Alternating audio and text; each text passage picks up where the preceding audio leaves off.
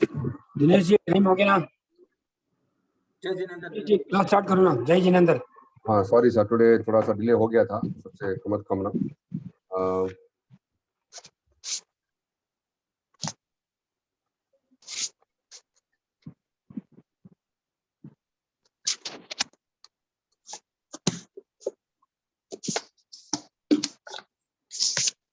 एक minute sir, मैं जो स्टार्ट करता हूँ।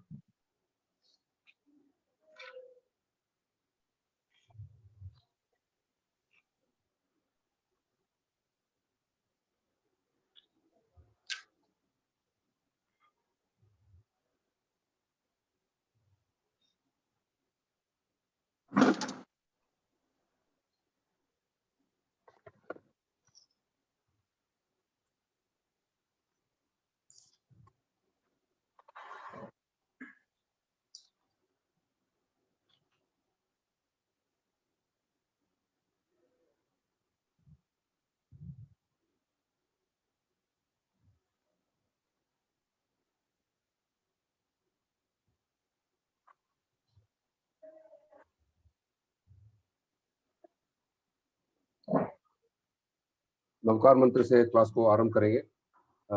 ओके, महेंद्र से भी जुड़ गए हैं। आंखें कोमलता से बंद। ओम ह्रीं नमो अरहंतानं।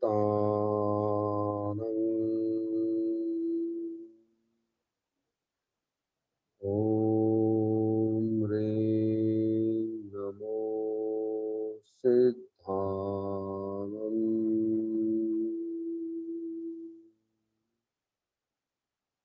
ओम ह्रीं नमो आयर्याय।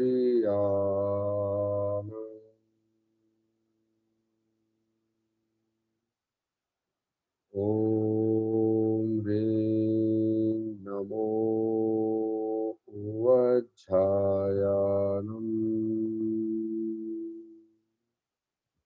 ओम ह्रीं नमो लोये सवसाहूनम्। एसो पंच नमोकारो सर्वपावपनाशनो मंगलानं च सव्वेसिं पढ़मं हवै मंगलम्। पढ़मं हवै मंगलम्। आराध्य के चरणों में वंदन। परम श्रद्धेय परम आस्था के केंद्र आचार्य श्री के चरणों में वंदन। आध्यात्मिक पर्यवेक्षक मुनि डॉक्टर रजनीश कुमार जी के चरणों में वंदन। आए हुए सभी सहभागियों को जय जिनेंद्र। हमारे I can say lot of faculties, बहुत सारे फैकल्टीज हैं हमारे साथ। तो सबसे पहले राशि भाई डागा, महेंद्र जी सेठिया, राकेश जी खटेट, पदम जी भी बहुत हमें इनपुट देते रहते हैं, तो उनको सब मैं स्वागत करता हूँ। उनको जय जिनेंद्र, उनका अनुमोदन की हमारे साथ जुड़ के हमें बहुत ज्ञान का दे रहे हैं। तो इसी के साथ हम क्लास आरंभ करते हैं। आरंभ करने के पहले थोड़ा रिविजन कर लेते हैं कि हमने 9 तत्वों में पाप और पुण्य के बारे में जाना। बहुत लंबी चर्चा चली पुण्य के बारे में। तो अपना उद्देश्य ये होना चाहिए कि नामकर्म के उदय के कारण योग तो चलता ही रहता है। हम जितना कषाय कम करेंगे उतना हमारे लिए लाभदायक रहेगा। तो this is the biggest I think learning from पुण्य। ऑफ कोर्स हम लोग ये अक्सर कंफ्यूज कर देते हैं कि असंयमी को देना जो दान, जो हम लोग वो डिस्कशन में आता है। तो एक होता है कि कर्तव्य, हमारा कर्तव्य होता है देश के प्रति, हमारा कर्तव्य होता है समाज के प्रति, हमारे कर्तव्य होता है पेरेंट्स के प्रति। इन सबको हम मिक्स ना करके जब हम दो अलग अलग पहलू में हम इसको अगर देखेंगे तो आई थिंक मोर क्लैरिटी रहेगा। तो इसके हिसाब आई थिंक आध्यात्मिक दृष्टिकोण से जब आप देखते हैं, ऑफ कोर्स अभी नए जो साधु को भी हम लोग जब दान देते हैं तो जो हम लोग, हमें ध्यान रखना चाहिए कि उसमें भी हम कषाय से रहित रहें। तो ठीक है, वी हैव टू अंडरस्टैंड कि आध्यात्मिक कॉन्टेक्स्ट में इस चीज को हमको समझना चाहिए। तो it's a very good discussion we had, lengthy discussion we had. पाप के बारे में भी हमने देखा 18 पाप, प्राणातिपात, निष्ठावाद, दत्तादान, मैथुन, परिग्रह, क्रोध, मान, माया, लोभ, राग, राग द्वेष, कलह, अभ्याखान पैशून्य पर परिवाद रति अरति माया मिश्रवाद मिथ्या दर्शन शल्य। ये जो 18 पाप है ये 18 मुख्य पॉइंट्स है। इसका कॉम्बिनेशन भी हो सकता है, नॉट नेसेसरी कि एक ही हो, इसका कॉम्बिनेशन भी हो सकता है। तो इस कॉम्बिनेशंस में ये मल्टीपल वर्जन्स हो सकते हैं इसके। तो पाप मूल में 18 तरह के हैं। तो और भी डिटेल में जाएंगे तो और maybe we will have countless number of things. तो उद्देश्य ये होना चाहिए कि हम पाप से कैसे बचें। जितना पाप कम करेंगे उतना ऑफ कोर्स मोक्ष के नजदीक जाएंगे। महेंद्र साहब, before we continue the discussion, थोड़ा इसमें एक पॉइंट क्लैरिफाई करेंगे तो अच्छा रहेगा। हम ये मानते हैं कि एकांत में पुण्य का बंध नहीं होता है, और एकांत में पाप का भी बंध, अगर कंपैरिजन में देखें तो एकांत में पाप का भी बंध नहीं होना चाहिए। नहीं नहीं से फोन आ गया तो बीच में थोड़ा रिपीट करना, कट के दो फोन है, आवाज बंद रहेगी बीच में। हाँ, तो मैं अभी ये प्रश्न वापस करता हूँ कि हम ये मानते हैं तेरा पंथ इसमें कि एकांत में पुण्य का बंध नहीं होता है, तो वैसे ही एकांत में पाप का भी बंध नहीं होना चाहिए। तो जहाँ जहाँ भोग है तो वहाँ वहाँ पाप है, और जहाँ जहाँ निर्जरा है तो वहाँ वहाँ पुण्य है। तो इस कंपैरिजन में ये ठीक है। इसी के साथ हम, इस डिस्कशन के साथ हम क्लास को आगे बढ़ाते हैं। महेंद्र साहब, ओवर टू यू। ठीक है, जो दो शब्द होते हैं निजरा और पुण्य के, पाप और पुण्य के। प्रथम अपने भिक्षु स्वामी जब अलग हुए तो एक मान्यता थी। मेरी आवाज ऑडिबल है ना? हाँ, क्लियर है सर, एकदम क्लियर है। तो भिक्षु स्वामी जब अलग हुए उसमें एक रीजन यही था कि उन लोगों की मान्यता, उस समय एक मान्यता थी कि बिना निजरा का भी पुण्य हो सकता है। यानी अभी हम कहते हैं कि किसी को देना धर्म है तो पुण्य है, मतलब किसी से असहमी को देना, उनका कहना था असहमी को देना पुण्य है। उसमें निजरा नहीं हो रही है लेकिन पुण्य होता है। तो आचार्य भिक्षु की एक मान्यता थी कि नहीं, कि बिना निजरा पुण्य नहीं हो सकता है। उन्होंने इसके काफी आगम के प्रमाण भी दिए। तो ये कहते थे कि बिना निजरा, पुण्य के बिना निजरा भी हो सकता, मतलब निजरा के बिना भी पुण्य हो सकता है। तो एक उस समय भिक्षु स्वामी का अलग होने का एक पोर्शन था। तो इसी तरह तो अगर हम सोच ले कि पुण्य और पाप के बंधन के दो ही कारण हम लोगों ने कल पढ़े थे। जहां जहां शुभ योग है, अब तक जब भी पढ़े, वहां वहां पुण्य है। जहां जहां अशुभ योग का हो रहा है, यानी योग के साथ जहां जहां मोक्ष कर्म का जुड़ाव हो रहा है, वहां वहां पाप है। तो ये मान के चले, जहां अशुभ है, अशुभ अपने आप में सही ही नहीं होगा, और शुभ जहां है उसको कोई भी चीज सही हो सकती है। काफी चर्चा में ये भी बात हुई थी कि हम लोग बिना भाव, मतलब बिना मोक्ष को जोड़े हम अगर दे दे तो क्या धर्म हो सकता है या पुण्य हो सकता है। देखिए, बिना मोह कुछ कार्य होता नहीं है। और अगर आप ये सोच ले कि मैं दे दूं, जो आदमी इतना निर्लिप्त हो सकता है मोह से, ये मान लीजिए वो मोक्ष, वो वही मोक्ष के द्वार खड़ा है, वो 100% साधु बन जाएगा। क्योंकि इतना निर्लिप्त होना, यानी इतना संसार से, मतलब मोह के अपने आप को दूर होना, अगर हम सोच ले कितना वो मोह से दूर हो तो 100% संसार में रह ही नहीं पाएगा, वो जरूर साधु बन जाएगा। एक प्रसंग की बात है, कुछ सालों पहले हम लोग अहमदाबाद के शहर गए थे। तो शायद मेरे को जहाँ ध्यान है कि शायद आचार्य से या कोई बड़े संत थे, हम दर्शन करने के लिए गए थे। तो वहां से मेरे साथ कुछ स्थानीय दोस्त भी थे, हम घूमने भी गए थे। तो उनके यहाँ उनके कोई आचार्य थे, मेरे को नाम याद नहीं है, तो उनके भी हम दर्शन साथ थे, वो साथ थे तो हम भी साथ गए थे। तब इसी बात पे वो छोटी सी चर्चा हो गई थी कि देना धर्म है। तो मैंने उन संत भगवान को कहा था कि देना ही धर्म है, और आप धर्म करने के लिए घर छोड़ा है तो आप अपने श्रावकों को कह दीजिए कि बहुत सारे दान आपको दे दे, मतलब मोटे मोटे चावल दे दे, मोटे मोटे गेहूं दे दे, और आप भी अपने श्रावकों को दूसरे को दे दीजिए, तो आपको भी डबल धर्म हो जाएगा और श्रावकों को भी डबल धर्म हो जाएगा, क्योंकि देना आप लोगों ने धर्म माना है। उसी दिन मेरे को एक चीज समझ में आई थी, उन्होंने कहा कि देना धर्म नहीं कहते हैं हम, देना पुण्य कहते हैं। आप लोग की ही ये मान्यता कि जहां जहां निचले होगा वहां पुण्य होगा, लेकिन हमारी ये मान्यता है कि पुण्य अलग भी बंधा जा सकता है। यानी उनकी ये मान्यता, तब मेरे को भिक्षु स्वामी की वो बात याद आई कि वो लोग तब भी मानते थे कि बिना निजरा का भी पुण्य हो सकता है। लेकिन अपनी तेरापंथ के आचार्य भिक्षु की स्पष्ट मान्यता है, उन्होंने आगम के काफी प्रमाण दिए, मेरे को तो याद नहीं हो आगम के प्रमाण, कि बिना निजरा पुण्य नहीं हो सकता है। उन्होंने एग्जाम्पल दिया, जैसे गेहूं के लिए हम खेती करते हैं, गेहूं के लिए हम खेती करते हैं, घास अपना पैदा हो जाती है, पुण्य अपना पैदा हो जाता है। तो बिना धर्म शुभ क्रिया पुण्य नहीं हो सकता है, ये आप निश्चित मान के चले कि बिना शुभ क्रिया और बिना अशुभ क्रिया, बिना योग के साथ अगर मोह जुड़ेगा तो वहां पाप ही होगा, चाहे वो क्रिया कितनी भी शुभ हो। ये हम काफी बार कहते हैं, अगर ये होता है तो हम देखिए जितने भी श्रावक लोग हैं वो साधु को तो दान दे सकता है सामायिक के अंदर, साधु को तो दान दे सकता है सामायिक के अंदर, लेकिन श्रावकों को छोड़िए खुद भी नहीं खा सकता है। जो चीज खुद नहीं कर सकता है वो दूसरे को देने में खुद, क्योंकि खुद को वो खुद आंशिक संयम में है, वो आंशिक संयम। हाँ, ओके बेटा। तो आंशिक संयम में था, फिर भी वो किसी को नहीं दे सकता है। एक सामायिक कर रहा है श्रावक, अगर उसको कोई तबीयत खराब होगी तो मैं उसको दवा दे तो वो ले भी नहीं सकता है, क्योंकि हो सकता है आंशिक सामायिक में हो। तो सामायिक में देना अगर मतलब पुण्य होता या देना निजरा होती तो हम भी सामायिक में भी किसी को भी दे सकते थे, किसी को दे सकते हैं, लेकिन हम नहीं देते हैं। और जहां तक मेरे ध्यान में है, स्थानक वासी भी श्रावक लोग सामायिक के अंदर कुछ नहीं करते हैं, वो भी ना खाते हैं, ना खिलाने की अनुमोदना करते हैं, ना किसी को कोई घर में आए मेहमान को वो बोलते हैं कि खाना खा लो, क्योंकि वो सब स्वयं उसको सावधि प्रवृत्ति मानते हैं और सावधि प्रवृत्ति का त्याग हम सामायिक में करते हैं।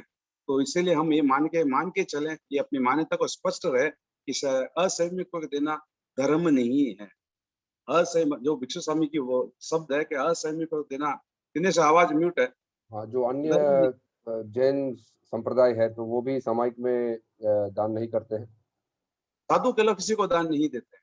मैंने काफी आचार्यों को इसके बारे में पूछा, क्योंकि यही मान्यता कि इसको धर्म नहीं मानते लेकिन इसको पुण्य मानते हैं, और वो साधु धर्म करने के लिए इसके लिए वो नहीं मानते। तो और वो इनफैक्ट पुण्य श्रावक पुण्य भी कहना नहीं भी ठीक ही रहेगा, उसको पुण्य कहना ठीक ही रहेगा, क्योंकि जिसको मिल रहा है उसको तो पुण्य ही है, उसको तो कुछ उदय में आया है तो उसको मिल रहा है, तो उसके लिए तो वो पुण्य ही है।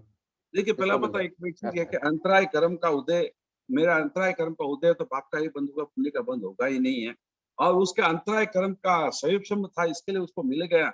मैं निमित्त जरूर बना है लेकिन उपादान कारण मैं नहीं था वहां पे। मैंने वो एग्जाम्पल दिया कि हम लोग जाते हैं, 10 भिखारी रोड में बैठे हैं, 2 को मैं दे देता हूँ और 8 को नहीं देता हूँ।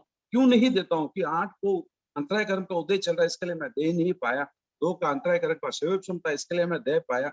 मैं सिर्फ निमित्त बना, उपादान कारण स्वयं उसका था। और निमित्त कारण को अगर हमने मान ले कि उसकी वजह से मेरे को पुण्य बंधा, तो मैं क्यों 10 को अच्छा, नहीं तो दूं? अब ये कहने का मतलब ये है कि जिसको मिलता है जरूरी नहीं वो उसके लिए पुण्य है, उसके लिए तो वो अंतराय कर्म का संयोगक्षमी है, वही माने, हाँ पुण्य नहीं देखिए, माने। लेकिन वो जो भोग कर रहा है वो पाप कर रहा है पुण्य कर रहा है। मैंने किसी को रोटी दी तो मैं उसके तो पाप बंधे में निमित्त बना, क्योंकि वो खा रहा है। भोग अपना अपना धर्म है। तो जिस चीज के लिए मैं निमित्त बना, जिस चीज के लिए मैं निमित्त बना, पाप के लिए मैं निमित्त बना, तो मेरे पुण्य के बंध कैसे होंगे? हमने लोगों ने महेंद्र डिस्कस किया साहब, अगर 42 दोष टाल के खाए तो धर्म है, वरना अगर एक दोष भी टाल के नहीं टाले और 41 दोष टाले और एक दोष का सेवन करे, भगवान ने इसके लिए प्रायश्चित कहा है कि अगर उसने एक दोष का भी पालन कर लिया, 42 में से 41 को तो पाले लिया, एक को नहीं पाला, तो भगवान ने उसको आधा कर्मी कहा और प्रायश्चित कहा। और यहाँ तक कहा कि वो नरक के द्वार खोल रहा है। तो बाकी के जो मैं किसी को दे रहा हूँ वो कौन से दोष को टाल के खा रहा है? तो वो पाप कर रहा है पुण्य कर रहा है? किसके लिए, उसके लिए कौन सा निमित्त बना? इसीलिए कहते हैं संसार के जो कर्तव्य हमको करने अनिवार्य। आचार्य भिक्षु के जब पढ़ते हैं तो उन्होंने कहा ये भी जरूरी है। मैं लोक से हवा ले रहा हूँ, पानी ले रहा हूँ, सब कुछ ले रहा हूँ, मेरे जहाँ जरूरत है तो मैं ले लेता हूँ, लेकिन देने की बात आती है तब कहता हूँ पाप है। अगर ये पाप है तो सांस लेना भी पाप है, तो फिर हम सांस लेना क्यों नहीं छोड़ रहे हैं? पानी लेना क्यों नहीं छोड़ रहे हैं? तो मैं जो लेता हूँ परस्पर एक दूसरे के सहयोग से लोग चलता है। और जब तक हम इस संसार में कि हमको भी परस्पर एक दूसरे का सहयोग करना अनिवार्य है। महेंद्र साहब, महेंद्र भाई, अरे दिनेश जी पूछे की आपण देवाहून धर्म भी कोणी और पुण्य भी कोणी, तो ठीक है आपण कर्तव्य समझनीच देवो ना, अपन क्यों भी मैं तो इंटेंशन करो कि वो पुण्य है कि सही है, ठीक है भूको जाय रही हो तो या अपन बिना देखी जो कोणी तो भूको तो अपन तो मान दियो, अपन दे दिया, बस अपन ड्यूटी समझ में भी इतना कर सका ना, अपन क्यों वो सोचो कि वो पुण्य है या वो है। मैं तो 100% दूंगा, नहीं तो उसको भी दो। मैं वही तो बोल रही हूँ, अपन समझो ड्यूटी है, ह्यूमन बीइंग सब भी अपन दे सका ना, जब मैं क्यों अपन सोचना कि धर्म है या वो है। मैं ये सवाल पूछता हूँ, क्या आपको बेटे को खाना खिलाना धर्म है क्या? वो भी आप ड्यूटी करके अरे तो खिला धर्म रहे की में हैं। भी कोनी आपके भाई, बेटे को धर्म खाना की नहीं में भी खिला रहे हैं नहीं क्या? है।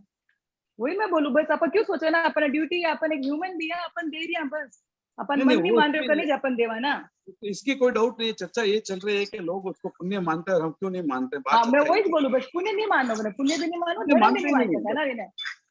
हाँ वही, हाँ ठीक है। भगवान ने कहा जिस क्रिया करने में धर्म है उसको करवाने में भी धर्म होगा, उसका अनुमोदन करने में भी धर्म होगा।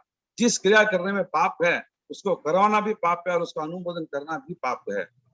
कर्तव्य जरूर अपना है, हम कर्तव्य जरूर करें। बेचारा कोई जा रहा है, ये मत तो सोचे थे कि बेचारा, ये बोला मेरा ड्यूटी है। जैसे मैं अपने बच्चों को खिलाता हूँ पिलाता हूँ, इसको भी हम धर्म नहीं मानते हैं, लेकिन खिलाते हैं पिलाते हैं। ये तो वो कल वो नहीं है को धर्म कर मैं बच्चा ने छोड़ दूं। तो शादी करने के पहले सोचना चाहिए कि बच्चा ने खिलाना पाप है। शादी की, बच्चा पैदा हो गया तो खिलाना भी पड़ेगा, कर्तव्य तो ड्यूटी है उसके। पदम साहब कुछ बोल रहे थे। पदम साहब सॉरी बीच में इंटरप्ट हो गए। महेंद्र साहब, हाँ सर। हमने ये जाना भाई पुण्य हमें क्या प्रदान करता है। जब पुण्योदय होता है तो हमें भौतिक सुख सुविधा प्रदान करने वाला पुण्य का काम है, ऐसा हमने समझा। तो नहीं अभी देखिए सर, किसी ये को आपकी मान्यता है, हो सकती है, लेकिन ये मान्यता कुछ अंशों में अनेकांत और हिसाब से कुछ अंशों में सही हो सकती है, लेकिन मैं जरूरी नहीं भौतिक। क्या आप मानते हैं आचार्य माफ कर दीजिए कि आचार्य मास उनके पास पुण्य नहीं है, तो क्या वो भौतिक उपयोग कर रहे हैं? आप अपना पुण्य कहाँ उपयोग कर रहे हैं? आपके आपसे आपके पास 1 करोड़ रुपया है, आप कहाँ उपयोग कर रहे हैं वो आपकी इच्छा है। तो महासमण जी जैसे अगर अपने पुण्य को संघ चलाने में, संघ की सेवा करने में उपयोग कीजिए, तो आप भी उस पुण्य को उस हिसाब से कीजिए। बिना पुण्य मनुष्य गति नहीं है, पहले आप ये मान के चलिए। तो क्या मनुष्य गति के बिना आप मोक्ष चले जाएंगे? नहीं, महेंद्र साहब आपका कथन ठीक है, मैं आपसे सहमत हूँ, तो लेकिन हमको अभी पुण्य जो भी प्रसंग चाहिए। चला, देखिए बिना संसार में, देखिए मैं बोलता हूँ कि आप भूखे भजन होता नहीं है। मेरे पुण्य नहीं है, मेरे को खाना नहीं मिल रहा, क्या मैं धर्म कर पाऊंगा? पुण्य की भी अपनी उपयोगिता है। आज आप क्या बोलते हैं, मेरा पुण्य इतना महान है, मैं जैन धर्म मिला है, तेरा पर धर्म में मिला है। किस चीज से मिला है ये आपको? आप उसको पुण्य मिला, एक ब्रह्मद चक्रवर्ती को पुण्य मिला, उसने भोग में 7 नरका बंद कर दिया। भरत चक्रवर्ती को पुण्य था, चक्रवर्ती बना, फिर भी ओके ज्ञानी हो गए। तो पुण्य का उपयोग मैं कहाँ कर रहा हूँ, मेरे वो है। सम्मिति और मिथ्यात्व की डिफरेंशिएट वही होता है, उसके पास जो अवेलेबल है उसका उपयोग वो कैसे करता है। तो वो ठीक है महेंद्र साहब, लेकिन अब जो प्रसंग चलियो ना, मतलब भिखारी को या कोई मतलब जो मतलब अभावग्रस्त है, इन्हें कोई भी चीज मिला है तो इनमें पुण्य को उदय मतलब नहीं माना पाऊँ। किसको पुण्य के होते हैं? जो के लिए जिसका अभाव है, जिसको तो मिला उसको मिल उसको रहा है। मैं तो वो बोल रहा हूँ ना, ठीक, अंतराय कर्म का सेव शुभ नहीं होता तो उसको मिलेगा भी नहीं। और अंतराय कर्म सेव शुभ मतलब भी पुण्य है, पाप इसमें तो दोनों, उदय में रहेगा। इसमें दोनों को मानने में क्या दिक्कत है क्या? पुण्योदय कोई प्लस दिक्कत नहीं है अंतर। सर। सेव शुभ बोलो या पुण्य बोलो, मेंढक बात भाई एक ही अबे है। आप सुन, एक एग्जांपल मैं आपने दूं। अबे आप रोड माते जा रहे हो, जो 20 भिखारी है, ठीक है, आप अगर 10 पैकेट लेने गया, एक एग्जांपल बोलो, ठीक है, 10 जना ने दे दिया, 10 जना ने नहीं दे दीजिए, ठीक है, आप हर्ट भी दिया, बट वे में चले आगे कि मैंने वो पाप छोड़ी लागी ना, मारकर ने इतनी तो मार के कैपेसिटी इतनी थी, मैं इतनी दे दी ना, करेक्ट है। तो इनमें पुण्य भी कोनी और पाप भी नहीं है ना। सेव शुभ था। मैं तो लोगों को हाँ यहाँ तक बोलता हूँ, अगर आपके मन में भावना आ रहा है किसी को देके के देना तो दे दीजिए, क्योंकि आप उसके अंतराय कर्म को सेव शुभ कर रहे हैं। हम उसको रोक रहे हैं, उस अंतराय कर्म को, उस पुण्य को रोक रहे हैं। आपके मन में भाव तभी उत्पन्न होंगे जब उसके सेव संभाव है, दे दीजिए, सारे लोग ही कर रहे हैं। जब आप उसको रोक रहे हैं तो उसके पुण्य को रोक रहे हैं और आप अपना विसर्जन की भावना को रोक रहे हैं। हाँ, ये जो देख के जो फोटो पकड़ा के व्हाट्सएप में भेजते हैं, फेसबुक पे अपडेट करते हैं, वो मत कीजिए, क्योंकि इसमें मेरे को, मैं देखता हूँ तो मेरे को बहुत गंदा लगता है, पता नहीं क्यों। एक काफी बार फोटो देखते, एक केला और 10 फोटो पकड़ाने वाले, मतलब मेरे को, मैं तो बोला करोड़ों का दान करो। भगवान ने अपन उत्तरवर्ती आचार्य ने कहा कि जब भी, वेदांत में आता है, जब भी आप दान करो तो राइट हैंड को लेफ्ट हैंड को भी पता नहीं चलना चाहिए कि वो दान किया है। हम तो पूरी दुनिया को बोलते जरूर है, अगले दिन पेपर में भी बता दे, फोटो डाल देते हैं, मैंने ये क्या, वो क्या, ये क्या। ये बंद कर दीजिए। ये क्या कहते हैं कि अपने आप को अहंकार का पोषण मत कीजिए। महेंद्र साहब, बच्चों को जैसे 2 साल का बच्चा है या 10 साल का बच्चा है, तो उस एज ग्रुप में बच्चों को क्या शिक्षा देनी चाहिए? मतलब जैसे असहाय को देना, जैसे गरीबों को देना या डोनेशन करना, तो उनको हमको क्या कहना चाहिए ऐसे as a citizen, as a मानव? जिनको बोलना चाहिए कि मानवता की सेवा करो, मानवता को हेल्प करो, तो देखिए मैं हम एक चीज बोल रहा हूँ कि आज से मेरे को पता है, हम लोग जब छोटे थे, तो जब खाना खिलाने तो हमको बाहर लेके जाए रोड पे, मतलब या ओपन टेरेस पे लेके जाते, काका काका आजा खा खा खा कहते, यानी उस बच्चे को देना सिखाते थे।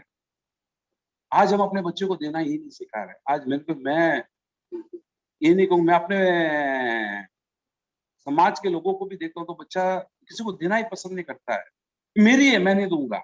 एक 2 साल का 3 साल का बच्चा को बोल दो कि भाई शेयर करो, नहीं करता है, क्योंकि हमने उनको शेयर करना सिखाया ही नहीं। मतलब हमने उसको इतना अहंकारी बना दिया कि बस सब मेरा ही है। पहला बात तो उनको शेयर करना सिखाए, बिना शेयर के कुछ ना करे। छोटे बच्चे से ये छोटे में दिया जाता है संस्कार कि छोटे बच्चे आज भी देखे, पुराने गांवों के अंदर देखे तो जब वो रोटी खाते तो घर पे नहीं खाते थे, बच्चों को बाहर लेके जाते थे, उसके हाथ से गाय को दिलाते थे, तो उसकी एक आदत पड़ती थी शेयर करके खाए। लेकिन आज हम स्कूल में जाते तब भी देखते बाजू में बच्चा भूखा बैठा और वो बेटा खा रहा है, और बाजू बच्चे को बैठा, उसको पूछता भी नहीं क्या खाएगा क्या। कम से कम ये सब कुछ जो मानवता की जो चीजें हैं उनको जरूर सिखानी चाहिए, शिक्षा देनी चाहिए, ये करना चाहिए। कि अपना ये जैन धर्म का एक सबसे बड़ा चीज है कि जो संविधान ना कर सके, संविभाग ना कर सके, वो साधु ही नहीं है। यानी अपने पास आया हो मैं खा लूं। अब ये अपने भी अन्य एक चैलेंज साधु को आता है, ये भी एक चैलेंज आता है कि हमारा जो मेन आकर्षण पॉइंट है या हमारा जो मोटिवेशन है, ये सब साधु संतों के साथ ही आता है। और साधु संत तो ये बोल भी नहीं सकते क्योंकि उनके नियम है कि वो ऐसे अधर्म के काम ना करे, जैसे असंयमी को देना, फॉर एग्जांपल गरीबों को देना, तो वो भी नहीं बताएंगे। और हम लोग भी फिर यही मानते हैं, तो हम फिर वो बच्चों को शिक्षा कैसे दें? That is a challenge we are facing है कि साधु संत भी नहीं बताएंगे, और फिर हम भी 1-2 जनरेशन के बाद जब हम ये फॉलो कर लेते हैं, समझ लेते हैं कि अब बच्चों को ये देते भी नहीं है, तो ये एक बहुत साधु बड़ा साधु गैप इसके लिए नहीं बता रहे, उनके कल्प में नहीं है, वो उनके कल्प में असंयमी का नहीं है। पोषण उनके ये नहीं है। करेक्ट। लेकिन क्या हम अपने बच्चों को कम से कम सिखाएं कि मानवता क्या है। देखिए सबसे मुश्किल काम क्या, 4 दुर्लभ चीजों में सबसे मुश्किल सबसे प्रथम दुर्लभ है मनुष्य को प्राप्त करना। मनुष्य गति नहीं है, उसमें जो मनुष्य जो करुणा के जो भाव है वो होनी जरूरी है। मनुष्य होना कोई अपना अपना बड़ी बात नहीं है। असंख्य मनुष्य हर समय कहते ना, हर बार असंख्यात उत्पन्न होते हैं, लेकिन क्या वो सब मोक्ष के अधिकारी है? नहीं है। सब प्रथम मनुष्यता होना, अपने आप में करुणा होना, मनुष्यता का मतलब भी करुणा होना। हम जा रहे हैं रोड में, कार में जा रहे हैं, और एक बेचारा ठेले वाला वो छड़े पे छड़ा नहीं पा रहा, बैटरी पे हॉर्न मार रहे हैं। ये नहीं कि उसको मदद करे और वो भी पास हो जाए, मैं भी पास हो जाऊं, लेकिन चिल्लाते रहते भाई जल्दी जल्दी जगह खाली कर। ये नहीं देखते उस गर्मी में बेचारा खींच रहा है। नहीं, हमारे में मनुष्यता ही नहीं है, करुणा ही नहीं है, इसका बहुत बड़ा अभाव है। तो मैं यही कहूंगा कि आने वाले जनरेशन को करुणा जरूर सिखाए। बिना करुणा ये लोग नहीं चलने वाला है। भगवान महावीर वो भी आप देख लीजिए, इतनी करुणा थी कि किसी जीव को हिंसा ना हो जाए। करुणा का स्रोत हम स्वीकार रहे हैं। देखिए किसी छोटे छोटे बड़ी बड़ी चीजों पे करुणा करता करता है वो छोटे पे आएगा। हम बड़ी बड़ी करुणा उसको बुला रहे हैं। जब ठीक है, वो आप सब समझ गए होंगे। हो सकता है ये सावध कार्य है, मैं ये नहीं कह रहा हूँ कि इसमें पाप पुण्य का बंद हो रहा है, लेकिन ये ही आगे बढ़ते बढ़ते उसको शेयर करना सिखाएगा, उसको करुणा सिखाएगा, उसको मदद करना सिखाएगा लोगों को। जब ये सब सीखेगा तब वो उसमें जब जब भी वो धर्म के उसमें साथ जुड़ जाएगा, वो उसके साथ अच्छी तरह से जुड़ेगा। अगर ये सब नहीं होगा तो धर्म से कभी नहीं जुड़ पाएगा। और किसी को कोई प्रश्न है तो ले लेते हैं, वरना आगे बढ़ते हैं। अंबर, आश्रव और मेरी एक जिज्ञासा है गणेश जी, हाँ बोलो साहब। मतलब आप यूं मतलब समझे, आप बताया भैया कोई परिवार में किसी एक का पुण्योदय है, उससे सब लोग लाभान्वित होते हैं। तो मान लीजिए परिवार में किसी का पापोदय है, तो क्या सभी लोग उससे भी प्रभावित होते हैं? कुछ अंशों में होता है। 11:25 बराबर तो क्लियर करो, बराबर क्लियर करो। हेलो, आवाज ऑडिबल है? हाँ बोलो सर। हाँ बोलो साहब, पदम साहब। पुण्योदय से तो सबको मतलब उसका लाभान्वित होते हैं, अंशों में नहीं। हाँ। मतलब ऐसा बताया गया मतलब सबको लाभ मिलता है उससे। तो मान लीजिए किसी का पापोदय है, परिवार में किसी का पापोदय मान लीजिए, तो उससे भी सभी प्रभावित हो सकते हैं क्या? क्या आपको लगता है नहीं होते हैं? मैं आपके एक परिवार में आप जानते हैं कि जब शादी करना जाते हैं तो क्या देखते हैं सबसे पहले? आज का जमाना छोड़िए, आज से 20 साल पहले क्या देखते थे? पहले तो घर परिवार देखता, भाई ठाबर क्या है, मेरा परिवार मतलब देते थे। अगर परिवार में किसी बाप दादा ने एक गलती की, उस गरीब परिवार में लड़की नहीं देते थे, तो पाप का उदय तो उस परिवार को भुगत रहा है ना। और परिवार में कोई एक हॉस्पिटलाइज हो जाता है तो फिर पूरा परिवार उसके सेवा में या उसके जो भी निवारण में लग जाता है, तो वो भी उस पाप के भागीदारी बनते ही है। मतलब सर सब एक दूसरे ने वो रहे सब्रो आभा मंडल साथे रहे जिनका सब्रो आभा मंडल एक दूसरे ने वो करे। मैं ये शायद आप स्थानीय वासियों को कुछ साधुओं की एक चीज बहुत अच्छी है, वो कहते हैं कि पहले परिवार को संभालो, स्वयं को संभालो, परिवार को संभालो, फिर समाज को संभालो। तो क्या है कि जब आपने परिवार के अंदर ही एकता है या हो, तो बाहर एकता होना कोई बड़ी बात नहीं है। लेकिन हम परिवार के अंदर एकता नहीं, हम अलग अलग रहने की बात करते हैं, वो करते हैं, तो वो जो पुण्य पाप, मैं अगर एक साथ हूँ, पुण्य एक परिवार में हूँ, हो सकता है किसी एक चाचा का बेटा, बुआ का बेटा का भी पुण्य चल रहा, और हो सकता है कि मैं उस पाप के से भी बच सकता हूँ। मतलब कुछ मैं अपने कुछ मुसीबतों से इजीली निकल सकता हूँ। संयुक्त परिवार, आज से मैं 50 साल पहले अगर अपन देखते थे तो अपना संयुक्त परिवार होता था, एक बाप के 4-5 बेटे होते थे, एक कमाता लेकिन पांचों को पूरा हो जाता था, पांचों को एक धंधा होता था और पांचों बेटा उसमें कर लेते थे। आज परिवार में एक बेटा है और 10 धंधे हैं, फिर भी पूरा नहीं होता है, क्योंकि सबके पुण्य कैसे हो पता नहीं चलता है। आज मैं हूं, मेरा बेटा है, 2 ही है, हम घर के अंदर 4 ही है। अगर मेरा और मेरे बेटे का पुण्य नहीं चला तो समझ लीजिए हमारी तकलीफ है। लेकिन अगर मैं 4 भाई है, सब साथ होते हैं, किसी एक का पुण्य चला, हो सकता है हम सब पार भी हो जाता है। मतलब कहने का तात्पर्य ये है कि एक संयुक्त परिवार में किसी का पुण्य काफी काम करता है। पाप देखिए, हम जैन लोग हैं, पाप पे काफी अपन बच के रहते हैं, इसके लिए बहुत मुश्किल कुछ घरों में पाप के संस्कार मिलेंगे, बाकी नहीं मिलेंगे। तो और परिवार मिलेगा तो डरेगा भी पाप करने के लिए। अलग हो तो शायद वो पाप भी कर ले, और संयुक्त रहने से उसको एक डर भी रहेगा, तो उस पाप से भी वो बचेगा।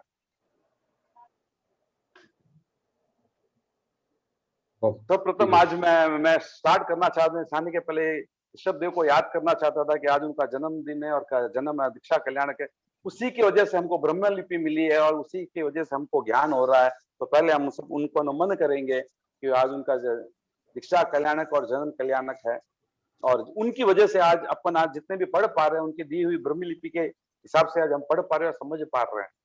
तो सर्वप्रथम हम उनके वो है। और एक चीज मैं आप लोगों के साथ शेयर करना चाहता हूँ कि अपने इस ग्रुप के अंदर 2 ऐसे व्यक्ति हैं, 2 ऐसी बहनें हैं, जिन्होंने ऑल इंडिया लेवल पे अपना तत्व ज्ञान में ऑल इंडिया लेवल पे उन्होंने अपना नाम किया है। एक तो है गुणवंती जी खाटेड़ और एक शायद दीपा जी पारेख, दोनों अपने ग्रुप में, अपना ग्रुप में का भविष्य बहुत उज्जवल है। ये लोग आगे अपने को पढ़ाएंगे। कोई ये कह दे कि मेरे को सब आ रहा है, कि अब जैसे पदम सा रोज कहता है महेंद्र जी आपने तो सब आ रहा है, आपने कहीं पढ़ाऊं, ये गलत है। जब तक हम केवल ज्ञानी नहीं होते हैं, मैं किसी फील्ड में या किसी चीज मेरे को पता हो सकती है और किसी चीज आपको पता हो सकती है, सबका समन्वय सीकिंग ट्रूथ है। ये नहीं कि एकला महेंद्र सटे या राशि डागा से ही सीकिंग ट्रूथ चलते, नहीं, हम सबके विचार आदान प्रदान होने से हम मेरा भी ज्ञान बढ़ेगा और सबका ज्ञान बढ़ेगा। तो ये 2 फैकल्टीज और नए जोड़ेंगे, इसके लिए मेरे को बहुत खुशी की बात है। कुछ दिनों के बाद वो भी अपना नया ज्ञान हमको दे पाएंगे, उसी तरह सब दे पाएंगे कुछ ना कुछ नया। ओम अरहम। ओम अरहम। ओम अरहम। ओम अरहम। ओम अरहम। वो सबसे बड़ी बात है, तमिलनाडु से, चेन्नई से सिर्फ 2 ही यार, दोनों अपने ग्रुप के अंदर है। टॉप किए हुए जो तमिलनाडु, दोनों अपने ग्रुप के अंदर है। ओम अरहम उनके लिए बहुत बहुत ओम अरहम। और किसी को कुछ डाउट है? क्योंकि देखिए पुण्य पाप में ये नहीं बोल रहा हूँ कि अपने डिस्कशन, मैं ये बोलूंगा सागर में से अभी तक अपनी एक बूंद जितना भी डिस्कशन नहीं हुआ है। पुण्य पाप पे बहुत लंबा डिस्कशन हो सकता है। किसी के डाउट्स हो तो जरूर क्लियर करके आगे चले, क्योंकि जिंदगी में अपने को इस 2 से ही बचना है, पुण्य पाप। ये 2 नहीं है तो मोक्ष में है। जब तक 2 अपने साथ है तब तक अब संसार में भली, चाहे पुण्य ज्यादा हो तो भी संसार में, पाप ज्यादा हो तो भी संसार में। अगर ये दोनों का कोटा खाली हो गया तो हम सब मोक्ष में रहेंगे।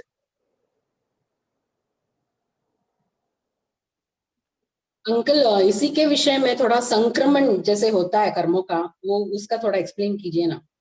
जैसे पुण्य को पाप में बदला जाता है और कम ज्यादा किया जाता है वो। देखिए क्या होता है, पहला तो संक्रमण का मतलब समझ लीजिए एक कर्म स्थिति को दूसरे, मतलब एक चीज को दूसरे में बदल लेना। आप आपका समझ लीजिए कि आपके पास बहुत सारा पाप का उदय आ गया और आपकी बहुत असाता वेदना हो गई। हम क्या करते हैं, डॉक्टर के पास जाते हैं, वो करते हैं, हाय त्राय करते हैं, आप तो ध्यान में चले जाते हैं। अगर उस समय अगर मैं आपको अपने आप में समता रख लूं, तो क्या होता है, मैं धर्म ध्यान में आ जाता हूँ। अर्थ ध्यान से मैं अपने आप को धर्म ध्यान में लेके आ गया। जब मैं धर्म ध्यान में लेके आऊंगा, तो जो एनर्जी मेरे शरीर के अंदर एक क्रिएट होती है, वो सही दिशा पे लगती है। तब वो क्या करता है, पाप का पुण्य में संक्रमण करना चालू कर, मतलब कुछ ऐसे एनर्जी को क्रिएट करता है, जब उस पाप के कुछ अंशों को कम करना चालू करता है। पूरा कम नहीं कर पाता, लेकिन चालू हो जाती है। जब वो करता है तो वो क्या करता है, पाप का पुण्य में संक्रमण होना चालू होता है। निचरा के 12 वेद का तात्पर्य यही है कि मैं जब भी निचरा करता हूँ, तो पुण्य का बंध साथ करता हूँ। जब ये पाप का उदय और मेरे पास पुण्य का कोटा बहुत कम हो और पाप का कोटा बहुत ज्यादा हो, तो मेरे को तकलीफ देती है। तब मेरे ये पुण्य का जब कोटा थोड़ा सा बढ़ना चालू हो जाए, तो आपने कभी देखा है ना कि किसी सब्जी में नमक ज्यादा पड़ गया, तब आप क्या करते हैं, कुछ और एक्स्ट्रा सब्जी उसके अंदर बिना नमक में मिला लेते हैं, तो उसका खारापन कम हो रहा है।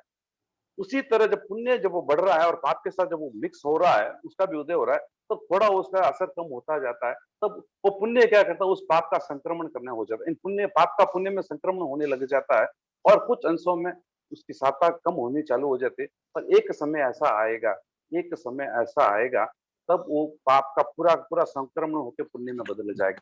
पुण्य में ना भी बदले, जीरो कर देगा, यानी स्पीडली जीरो कर देगा और आप पाप से बच जाएंगे। उदीर्णा करते हैं हम नए कर्म की, पाप करते, पाप की जब होता है, तब हम अपने क्या करते हैं, उस पाप को एक्सट्रीम लेवल में लाने के लिए हम कर्मों का उदीर्णा करते हैं। किसकी उदीर्णा करते हैं, उस समय पुण्य की उदीर्णा करते हैं, पाप की उदीर्णा नहीं करते। पाप की उदीर्णा हो, बहुत अच्छी बात है, जल्दी हो जाऊंगा, लेकिन उस अपने आप को उस चीज को प्राप्त करें। जैसे अब समझ लीजिए कि मेरे को किसी व्यक्ति को शराब पीने की आदत है और वो शराब पी रहा है, पाप उससे पाप का बंद हो रहा है, तो क्या कर रहा है कि वो शराब के लिए, जब क्या करता है, उस शराब को प्राप्त करने के लिए पुण्य को पाप में संक्रमण करना उसको खरीदने के लिए संक्रमण चालू करता है कि मेरे को उसको लेना है। तब ये पुण्य का ही संक्रमण उदीर्णा करता है और पुण्य को खत्म करता है। क्वेश्चन ये हो सकता है कि शराब पीना पाप क्यों है। एक व्यक्ति ने मेरे को सवाल पूछा, भाई पाप, शराब पीना पाप क्यों है। कहते हैं कि लोग मदोष हो जाता है, लोग गलत कार्य करने लग जाता है। वो बोलता है मैं लिमिट में पीता हूँ, मैं कहीं पे भी बहकता नहीं हूँ, मैं एक पेग पीता हूँ, मैं कहीं नहीं बहकता हूँ, तो पाप क्यों।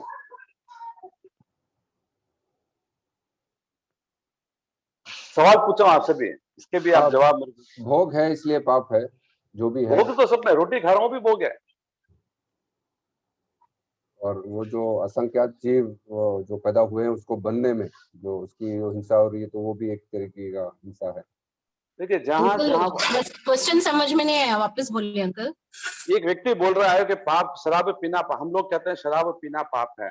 क्यों कहते हैं कि बहक जाता है, पैसे का नुकसान करता है, वो करता है, कुछ भी कर रहा है, इसके लिए वजह से उसको पाप है। लेकिन वो बोल रहा है मैं लिमिट में पी रहा हूँ, मैं कहीं नहीं बहक रहा हूँ, मैं अपने आप में कहीं भी खराब नहीं हो रहा हूँ, मैं कहीं किसी को तकलीफ नहीं दे रहा हूँ, पैसे की मेरे पास कोई कमी नहीं है, इससे मेरे को कोई फर्क नहीं पड़ता है, मैं रोज करोड़ों लाखों रुपए दान भी कर लेता हूँ, मेरे को फर्क नहीं पड़ता। तो ये शराब क्यों में, फिर वो पाप में क्यों आता है। ये मोहनीय कर्म जैसा नहीं है कि मोहनीय कर्म को भी हम मद्यपान की तरह बोलते हैं। वो तो एग्जाम्पल दिया गया कि वो विकृत करता है, ब्रेन को विकृत करता है। वो बोलता है मैं शराब उस लेवल तक नहीं पीता हूँ कि मेरा ब्रेन को विकृत हो जाए। व्यसन है ना अंकल, वो भी एक व्यसन है। नहीं है व्यसन, व्यसन आपने, एडिक्शन सबसे बड़ा एडिक्शन क्या है मेरे को पता है दुनिया में। एडिक्शन वाला हमेशा यही बोलता है कि मुझे एडिक्शन नहीं है। नहीं, एडिक्शन सबसे बड़ा एडिक्शन क्या है दुनिया में। अगर चाय भी पियो तो वो भी तो एडिक्शनिस्ट तो है ना, वो तो ये भी बड़े एडिक्शन नहीं है, ये भी पीते होंगे। सबसे बड़ा एडिक्शन है रोटी, रोटी के बिना रह सकते हैं क्या। सबसे बड़ा दुनिया में कोई एडिक्शन है वो रोटी का है, क्योंकि समता है। रोटी तो जरूरत है। एडिक्शन वही है, आप कितने दिन बिना रोटी के रह सकते हैं।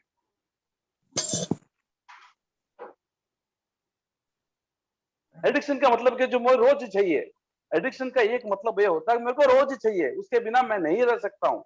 शराब के बिना लाखों लोग मिल जाएंगे, चाय के बिना लाखों लोग मिल जाएंगे, कॉफी के बिना लाखों लोग मिल जाएंगे, हर चीज के बिना। लेकिन रोटी मतलब जो आहार, उसके बिना आपको 10 लोग मुश्किल से मिल पाएंगे। जो संतारा कर रहे हैं वो छोड़ दीजिए, बाकी कोई मुश्किल से मिल पाएगा। आहार सबसे बड़ा एडिक्शन है, रोटी बहुत सबसे बड़ा। मैंने आचार्य तुलसी को एक जगह पढ़ा था तो बोला सबसे बड़ा एडिक्शन शराब नहीं है, रोटी है। रोटी के बिना कौन रहता है? पर नीड और एडिक्शन में तो फर्क है ना। आप देखिए, नीड आपकी है, आपकी नीड रोटी है, किसी की नीड चावल, हर आदमी का खाना अलग अलग होता है, उसकी नीड शराब है। महेंद्र सर, उसमें जागरूकता नहीं रहती और धर्म कभी जागरूकता के बिना नहीं कर सकते, इसलिए देखिए, जागरूकता एक सीमा के बाद में नहीं होते, एक सीमा तक उसमें भी जागरूकता हमने देखी, लोगों को देखते हैं, काफी लोगों को हम देखते हैं पीते हैं और आराम से रहते हैं, काम करता है, सब करते हैं। हाँ, उनको हमने मैंने कहा जब विकृत ना हो उस स्थिति पे आ जाए। हाँ, तब वो मदोष रहता है, तब उस स्थिति में कभी कोई मदोष की बहस कर स्थिति नहीं पे सकता। नहीं आ रहा है ना, मदोष की उस स्थिति पे ही नहीं आ रहा, उसके पहले वो अपने आप को कंट्रोल कर रहा है। ओके। आपको पता है कि भगवान ने काफी जगह एग्जाम्पल शराब का दिया है। आसक्ति है उसको, उसके प्रति। नहीं, काफी लोगों को, मतलब ये 5वां एशिया के जो उपमा दी गई उसको शराब के साथ तुलना की गई है। महेंद्र साहब, मुझे नहीं लगता है कि शराब कोई एडिक्शन के बगैर कोई पीता होगा, क्योंकि इतना कड़वा होता है कि उसको आप ले नहीं सकते। और मैं वो करवा होता एडिक्शन है, मेरे को कोई पता नहीं एडिक्शन है। है इसलिए वो इतनी कड़वी चीज ले भी लेता है। आई डोंट नो, नहीं तो कोई और रीजन हो ही नहीं सकता कि शराब क्यों लेता है कोई। देखिए, शराब को पाप इसलिए कहा गया कि उसके अंदर जो जीव की उत्पत्ति अनंत होती है, असंख्यात भी नहीं होती है। और सबसे बड़ी बात है, शराब को डाइजेस्ट होने में 7 डेज लगता है पेट के अंदर, और 7 दिन उसके अंदर जीव की उत्पत्ति होती रहती है और मरते रहते हैं जीव। रोटी आपने खाली 2 घंटे के बाद में पूरे डाइजेस्ट हो गया, 4 घंटे के बाद में डाइजेस्ट हो गया, उसके बाद उसमें जीव की उत्पत्ति नहीं होती है। एक केंद्रीय जीव के अंदर कभी भी मृत्यु होने के बाद उसकी उत्पत्ति नहीं होती है, लेकिन उसके अंदर उत्पत्ति होनी चालू होती है। मांस भी 2 दिन के अंदर डाइजेस्ट हो जाता है, लेकिन शराब 7 दिन लगता है डाइजेस्ट होने में। और 7 दिन आपके शरीर में अंदर अनंत जीव की पैदा होते रहते हैं और मरते रहते हैं, और उसके कारण आप बनते हैं, निमित्त आप बनते हैं। उसको बहुत क्लियर कट गया है कि उसके अंदर वनस्पति की उत्पत्ति होती ही रहती है, जाते हैं। तो आपको पता है, निगोद के जीव अनंत उत्पन्न होते हैं, अनंत मरते रहते हैं। तो इसीलिए शराब को इतना नशीला बनाने के लिए उसके अंदर ये वनस्पतियों का ये चीज किया जाता है, जिससे उसके अंदर वो पैदा होता है, जीव पैदा होते रहते हैं। इसके लिए उसको कहा गया, मतलब अपने को एक कॉन्सेप्ट क्लियर होना चाहिए कभी भी कि क्यों उसको कहा गया है, मांस क्यों नहीं खाया जाता है। देखिए, रोटी आपने खा ली तो रोटी के अंदर जैसे ही आपने रोटी बनाई उसके अंदर जीव की उत्पत्ति खत्म हो गई, नए जीव उत्पन्न नहीं होते हैं। 2 घंटे के बाद में, 2 इंद्रिय के बाद में, 2 घंटे के बाद में, उसके 1 घंटे, एक मुहूर्त के बाद, 48 मिनट्स के बाद में नए जीव उत्पन्न होते रहते हैं। जब आप मांस खा रहे हैं तो पेट में जब तक वो 2 दिन वो डाइजेस्ट नहीं होता है, तब तक असंख्यात रस खाए के जीव उत्पत्ति होते रहते हैं, मरते रहते हैं, उत्पन्न होते रहते हैं, उस पेट के अंदर भी उत्पन्न होते रहते हैं, मरते रहते हैं। इसीलिए मांस खाना वो है। तो अब सिर्फ उस समय के जीवों की हिंसा के भागीदार नहीं है, उसके बाद में भी जब तक वो पूरा रूप से डाइजेस्ट ना हो जाता है, तब तक उसके अंदर जीव की उत्पत्ति होते रहते हैं और उसके आप निमित्त कारण बनते हैं।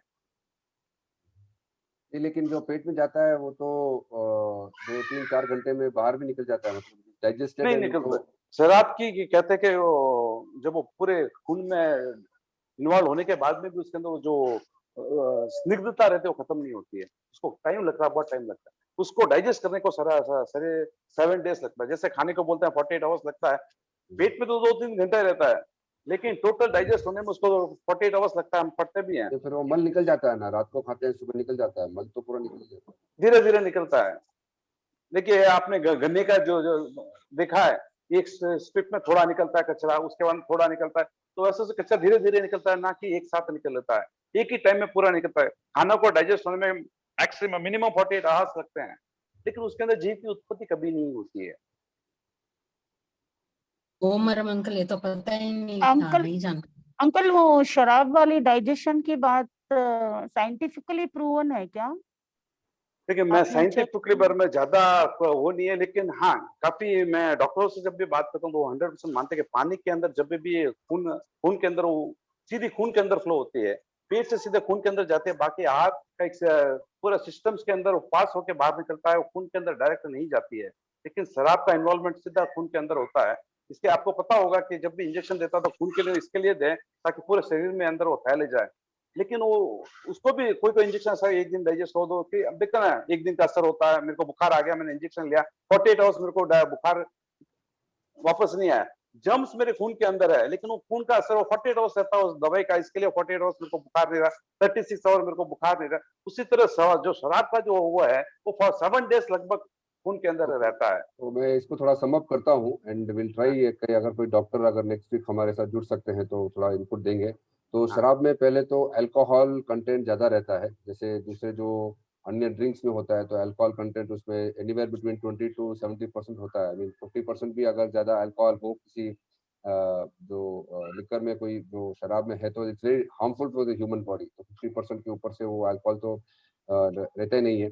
बट आई थिंक जो शराब पीते हैं तो उसमें डाइजेस्टेबल जो फूड कंज्यूम, ब्लड जो उसको अब्जॉर्ब करता है, तो उस मटेरियल में हो सकता है कि जीव उत्पन्न हो सकता है। एनर्जी तो खैर ट्रांसफर हो ही जाता है, बट वो मटेरियल भी, some part of that material still remains in the body, तो वो बॉडी में 7 दिन तक उसको डाइजेस्ट करने में लगता होगा। एंड ठीक है, मल के रूप में जो अब्जॉर्ब नहीं हुआ वो मल के रूप में निकल जाता है, बट जब अब्जॉर्ब हो गया, अल्कोहल का जो पार्ट अब्जॉर्ब हो गया, वो 7 दिन तक में भी, जैसे बता रहे हैं कि उसमें वनस्पति के जीव उत्पन्न हो सकते हैं, आनंद। तो and that is the process में भी। तो उसको पूछते हैं डॉक्टर के साथ, अगर कुछ और इनपुट मिल सकता है नेक्स्ट वीक तक तो I will try to get some more information.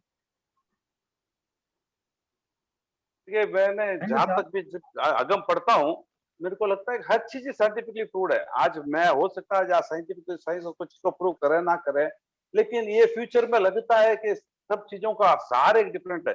धर्म अलग बात है, संसार में उन भगवान ने तो पहले जीने की कला सिखाई अपने को। जब आपको जीने की कला आ जाएगी कि किस चीज से नुकसान है, किस चीज से आपके शरीर को फायदा, ये चीज भी समझ ले तो धर्म हो जाएगा।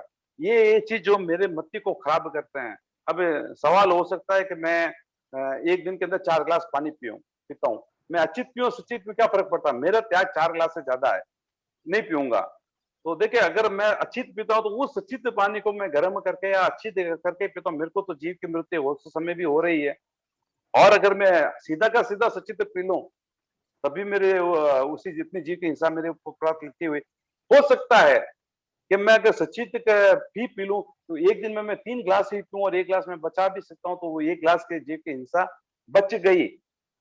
लेकिन अगर मैं अच्छी पानी पीता हूं तो मैं 4 ग्लास करके रख लेता हूं कि मेरी कोटा 4 ग्लास है, तो मैं 4 ग्लास के जीव का हिंसा में जुड़ा हुआ हूं। तो मैं 1 ग्लास अगर सचित का त्याग ना होता तो मैं तो अगर 3 ग्लास ही पीता हूँ तो 3 ग्लास के ही मेरे को पाप लगते, 4 के नहीं लगते जो मैं चित्त। ये इसका मूल रीजन ही नहीं है कि आप अच्छी चित्त क्यों पीते हैं। आप लोगों ने पढ़ा होगा लेशा का सिद्धांत, हर जीव के पास मिनिमम 3 लेशा होती है। एक प्रतिकाय जीव, अपकाय जीव के 3 लेशा होते हैं और तीनों अशुभ लेशा होती है। जैसे ही मैंने सचित पानी पिया तो उसके अंदर उसके 3 लेशा को भी मैंने ग्रहण किया है, और वो जब तक नहीं मरते हैं, क्योंकि जब अच्छित हो जाता है तो उसके अंदर लेशा नहीं रहती है। जब तक वो मेरे शरीर के अंदर पानी है तो उसके अंदर 3 अशुभ लेशा चल रही है, और 3 अशुभ लेशा मेरे वाइब्रेशंस को खराब कर रही है। इसके लिए भगवान ने साधु को कोई भी सचित खाने के लिए मना किया, क्योंकि उनकी जो अशुभ लेशा होती है वो उसको विकार उत्पन्न ना करे, तकलीफ उत्पन्न ना करे, बीमारी उत्पन्न ना करे। ये सब चीजें, क्योंकि अशुभ चीजों से अशुभ लेशा ये सब चीजें ही करती है, कुछ नहीं करती। शुभ लेशा कुछ नहीं करेगी, अच्छा ही करेंगे। लेकिन जो जीव पृथ्वी का केंद्र जीव में सिर्फ 3 शुभ अशुभ लेशा ही होती है। चौथी लेशा हम पढ़ते हैं पृथ्वी का 3 जीवों के होते हैं, वो भी अपर्याप्त हो तब तक ही होते हैं। जैसे ही वो पर्याप्त हो उनके 3 अशुभ लेशा ही होते हैं, शुभ लेशा नहीं होते है। इसके लिए मैं शायद सबको यही कहूंगा कि आप अच्छित पानी ही पिए, अच्छित खाना ही खाने का प्रयास करें, सचित को कम कर दे। एटलीस्ट ये लिकर वाले कॉन्सेप्ट में, शराब वाले कॉन्सेप्ट में आप जो कंज्यूम करते हैं, it goes through the entire system, आपके शरीर में तो रहता ही है। फॉर एग्जांपल रात को पिया तो सुबह निकल जाता है या व्हाटएवर मल निकल जाता है, बट उसका कंटेंट कुछ तो शरीर में रहता होगा। अब इम्पोर्टेंट पॉइंट ये भी है कि जो सिगरेट है या सिगरेट में जो हवा लेते हैं, तो आई थिंक जितना हवा लेते हैं उतना बाहर भी छोड़ देते हैं, but in spite of that कुछ तो शरीर में ऑब्जॉर्व हो रहा है, इसलिए वो लंग्स में जा रहा है, लंग्स में कुछ पार्टिकल्स बचते भी हैं। अब वो कैसे निकलते हैं, ठीक है, वो ब्लड का ही कुछ काम होगा तो वो निकाल देता है, but you have to understand कि कुछ तो अंदर रहता है, and something is absorbed by the blood, something remains in the body, and वो बॉडी में और क्या क्या हानि पहुंचा सकता है। सो मोस्ट इम्पोर्टेंट कि बॉडी में कंटेंट्स कुछ रह जाते हैं, एंड उसका भी असर हो सकता है। देखिए ये शरीर को महेंद्र अंकल, हाँ महेंद्र अंकल, ऐसे तो आसानी से समझ में आ सकता है कि जैसे रोटी भी खाते हैं तो मल के रूप में निकल जाता है, लेकिन एनर्जी तो पीछे बचती ही है ना, उस हाँ वही एनर्जी तो से बोल ही। हाँ, तो इसीलिए तो वही मैं कहता बात हूँ शराब में भी होती होगी नहीं बात शायद। वही कह रहा हूँ, इसीलिए मैं बोल रहा हूँ कि रोटी जब हम खाते हैं तो चित्त नहीं खाते हैं, अचित्त खाते हैं। अचित्त में एक तो लेशिया खत्म हो गई, एनर्जी लेशिया के थ्रू ही आती है। लेशिया कहाँ है उनके पास? कोई भी अजीब चीज के पास लेशिया नहीं होती है। भाव एक ही होते हैं, वो भी पारिणामिक भाव और कोई भाव नहीं होते हैं अजीब चीजों में। देखिए जितने भी श्लोक में जितने भी चीजें मैं देख रहा हूँ, या तो वो जीवित तो शरीर है या जीव शरीर के द्वारा छोड़ा गया डेड बॉडी है। जब वो डेड बॉडी है तब उसके साथ पुद्गल खत्म हो गए, मतलब 3 लेशिया खत्म हो गई। लेकिन अगर वो जीवित बॉडी है, उसके पास 3 लेशिया 4 लेशिया जितनी भी लेशिया उसके अवेलेबल हो सकती है, तो मैं उस लेशिया अशुभ लेशिया को भी साथ ग्रहण कर रहा हूँ। जब मैं शराब पीता हूँ तो उसके साथ जीवित इसको पी रहा हूँ, यानी उसके अंदर काफी जीव है। क्योंकि आप ये मत बोले कि जीव दिखाई नहीं दे रहे हैं। भगवान ने कहा कि निगोद के जीव एक सुई की नोक पे अनंत होते हैं। इतने जीव जब उसके अंदर जाते हैं, पेट के अंदर जाते रहते हैं, तो उन सब की लेशिया मेरे को इफेक्ट करती है। और ये शरीर हाँ बोले। महेंद्र साहब, प्रश्न ये आता है कि जैसे इडली डोसा अगर खाया तो गोल है तो उसको गर्म करके जो डोसा है तवे में गर्म करते हैं तो ठीक है, वो अचित बन जाता है, मानते हैं। बट दही है तो दही तो फिर उसमें भी इसी प्रोसेस से वो दही बनता है, बट दही को हम पकाते नहीं है, मतलब उसको गर्म नहीं करते, चाहे वैसे ही खा लेते हैं, तो उसमें भी अपना बहुत दूध अपना आप में अचित है, सचित नहीं है। नहीं दूध दूध से हाँ नहीं दूध अचित है वो मान गया, लेकिन जब आप उसमें जवन डालते हैं और दही बनाते हैं तो लैक्टोबैसिलस का जो हम लोग साइंस में भी पढ़ते हैं कि उसका है फर्मेंटेशन का एक दूसरा एक प्रोसेस है जिससे दही बनता है, तो उसमें भी फिर असंख्यात जीव होने चाहिए, फिर उसमें भी असंख्यात जीव की उत्पत्ति जब दूध खट्टा पड़ता है तब होता है। देखिए बैक्टीरिया 2 टाइप की होती है, कुछ बैक्टीरिया जीव भी हो सकते हैं, कुछ बैक्टीरिया अजीव भी हो सकती है। अब आप मेरे को बताइएगा, आप बोलते हैं फर्मेंटेशन यानी कुछ बैक्टीरिया से बोलते हैं, शायद जहां तक मेरे को याद है उसको बैक्टीरिया ही कहते हैं। तो क्या ये बैक्टीरिया जीव है, उसको कहां से हम प्रूव करें? अगर एक इंद्रिय जीव है तो अपने को दिखाई देगा नहीं, और 2 इंद्रिय का जीव है तो साइंस उसको प्रूव कर लेगी। नहीं, एक इंद्रिय जीव होना चाहिए, बैक्टीरिया एक इंद्रिय जीव कैसा है? देखिए एक इंद्रिय जीव के भगवान के बारे में भगवान ने कहा एक इंद्रिय जीव को, एक अकेला जीव को कोई नहीं देख सकता है। तो आप बैक्टीरिया अकेले को कैसे देख पाएंगे? ये ग्रुप ऑफ सारे वायरस जितने भी बैक्टीरिया हैं, वायरस है जो माइक्रोस्कोप में दिखते हैं वो खैर बादर ही हैं, बट वो एक इंद्रिय जीव ही तो मानते हैं हम लोग। एक इंद्रिय जीव की एक इंद्रिय जीव भगवान ने 5 ही कहा है, छठा कुछ नहीं कहा। उसको किस कैटेगरी में आप लेंगे? पृथ्वी का, आपका, तेजस का, वायु का, वनस्पति का है। 5 के अलावा कोई भी एक इंद्रिय स्थावर 5 ही है, छठा कुछ नहीं है। आप उसको किस कैटेगरी में लेंगे? जो हम लोग बैक्टीरिया और वायरस वगैरह मानते हैं तो वो सारे द्विइंद्रिय और उसके ज्यादा ही नहीं, मेरे को पता नहीं सर, ये तो कुछ साइंस ही बता सकता है, लेकिन हम किस कैटेगरी में लेंगे? क्योंकि 5 के अलावा छठा कोई स्थावर एक इंद्रिय वाला जीव नहीं है। वो पहले अगर अपने को पता चले किस कैटेगरी में, उसके बाद अपन डिस्कस भी कर सकते हैं। अपने को आज भी पता नहीं कि वायरस को किस कैटेगरी में माना जाए। छठा कोई एक इंद्रिय जीव नहीं है, ये आगम बहुत क्लियर कट है। और आगम में जो है मैं उसको क्लियर कट मानता हूँ। मैं मेरे ब्लाइंड फेथ के उसके ऊपर अलावा कुछ नहीं हो सकता है। छठा कोई स्थावर जीव नहीं है। महेंद्र भाई, अब आप बोला कि वो शराब में एक इंद्रिय बेंद्रिय जीव है, बट वो भी तो इतो प्रोसेस बनने तो आवे तो भी मैं किकन जीव रेल है। वो भी तो बोले फ्रूट्स है, अंगूर है, चलो केरू भी बना पानी तो आइडिया नहीं है भी चीज रो, बट इतो प्रोसेस रहना आवे तो किकन सचित रेला, किकन जीव रेला। मैं गया था लाडू, तो लाडू चवन प्रयास बनाते हैं तो उसके अंदर द्राक्ष अंगूर को चढ़ाते हैं। टाइम रह सके एक बार बनिया पची किकन रेला नहीं, सड़ाते हैं उसको सड़ाते हैं। आप जब सड़ाते ना उसके अंदर जाओ तभी आप देख सकते इतनी सारी लटा दिखती है उसके अंदर।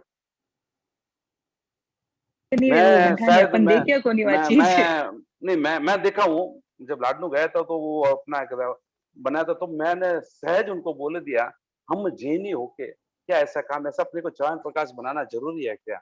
ये मेरे शब्द थे, बनाए नहीं बनाते कि उनकी वो माने तो मैं नहीं बोल सकता क्या? हमको आप मानेंगे नहीं, मेरे को जिंदगी में च्यवन प्रकाश देखते तो इतना घृणा होती है उसको, क्योंकि मैंने वो बनने का प्रोसेस जो देख लिया, उसके अंदर इतनी वो अंगूर को सड़ाते हैं, 1-1 महीना 3-3 महीना उसके अंदर रहते हैं, और उसके बाद उसको च्यवन प्रकाश बनाते हैं। मेरे को च्यवन प्रकाश देख के तो नफरत हो गई है। मैंने जिंदगी में च्यवन प्रकाश उसके बाद में देखना ही नहीं पसंद करता हूँ, मैं लाना भी पसंद नहीं करता हूँ। महेंद्र, अंगूर के आंवला अंगूर से बनाते हैं, आंवला को बनाते हैं, सबको सड़ाया जाता है। मैंने उसको देखा है। च्यवनप्राश प्रकाश के अंदर अंगूर भी पड़ता है।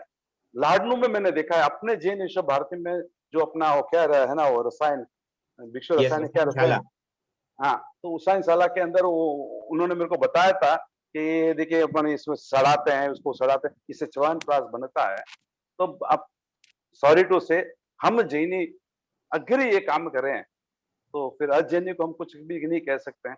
हम एक संस्थागत उस चीज को कर रहे हैं। वो मेरे को देखे कि उसी दिन से पता नहीं, sorry but I did not like it that.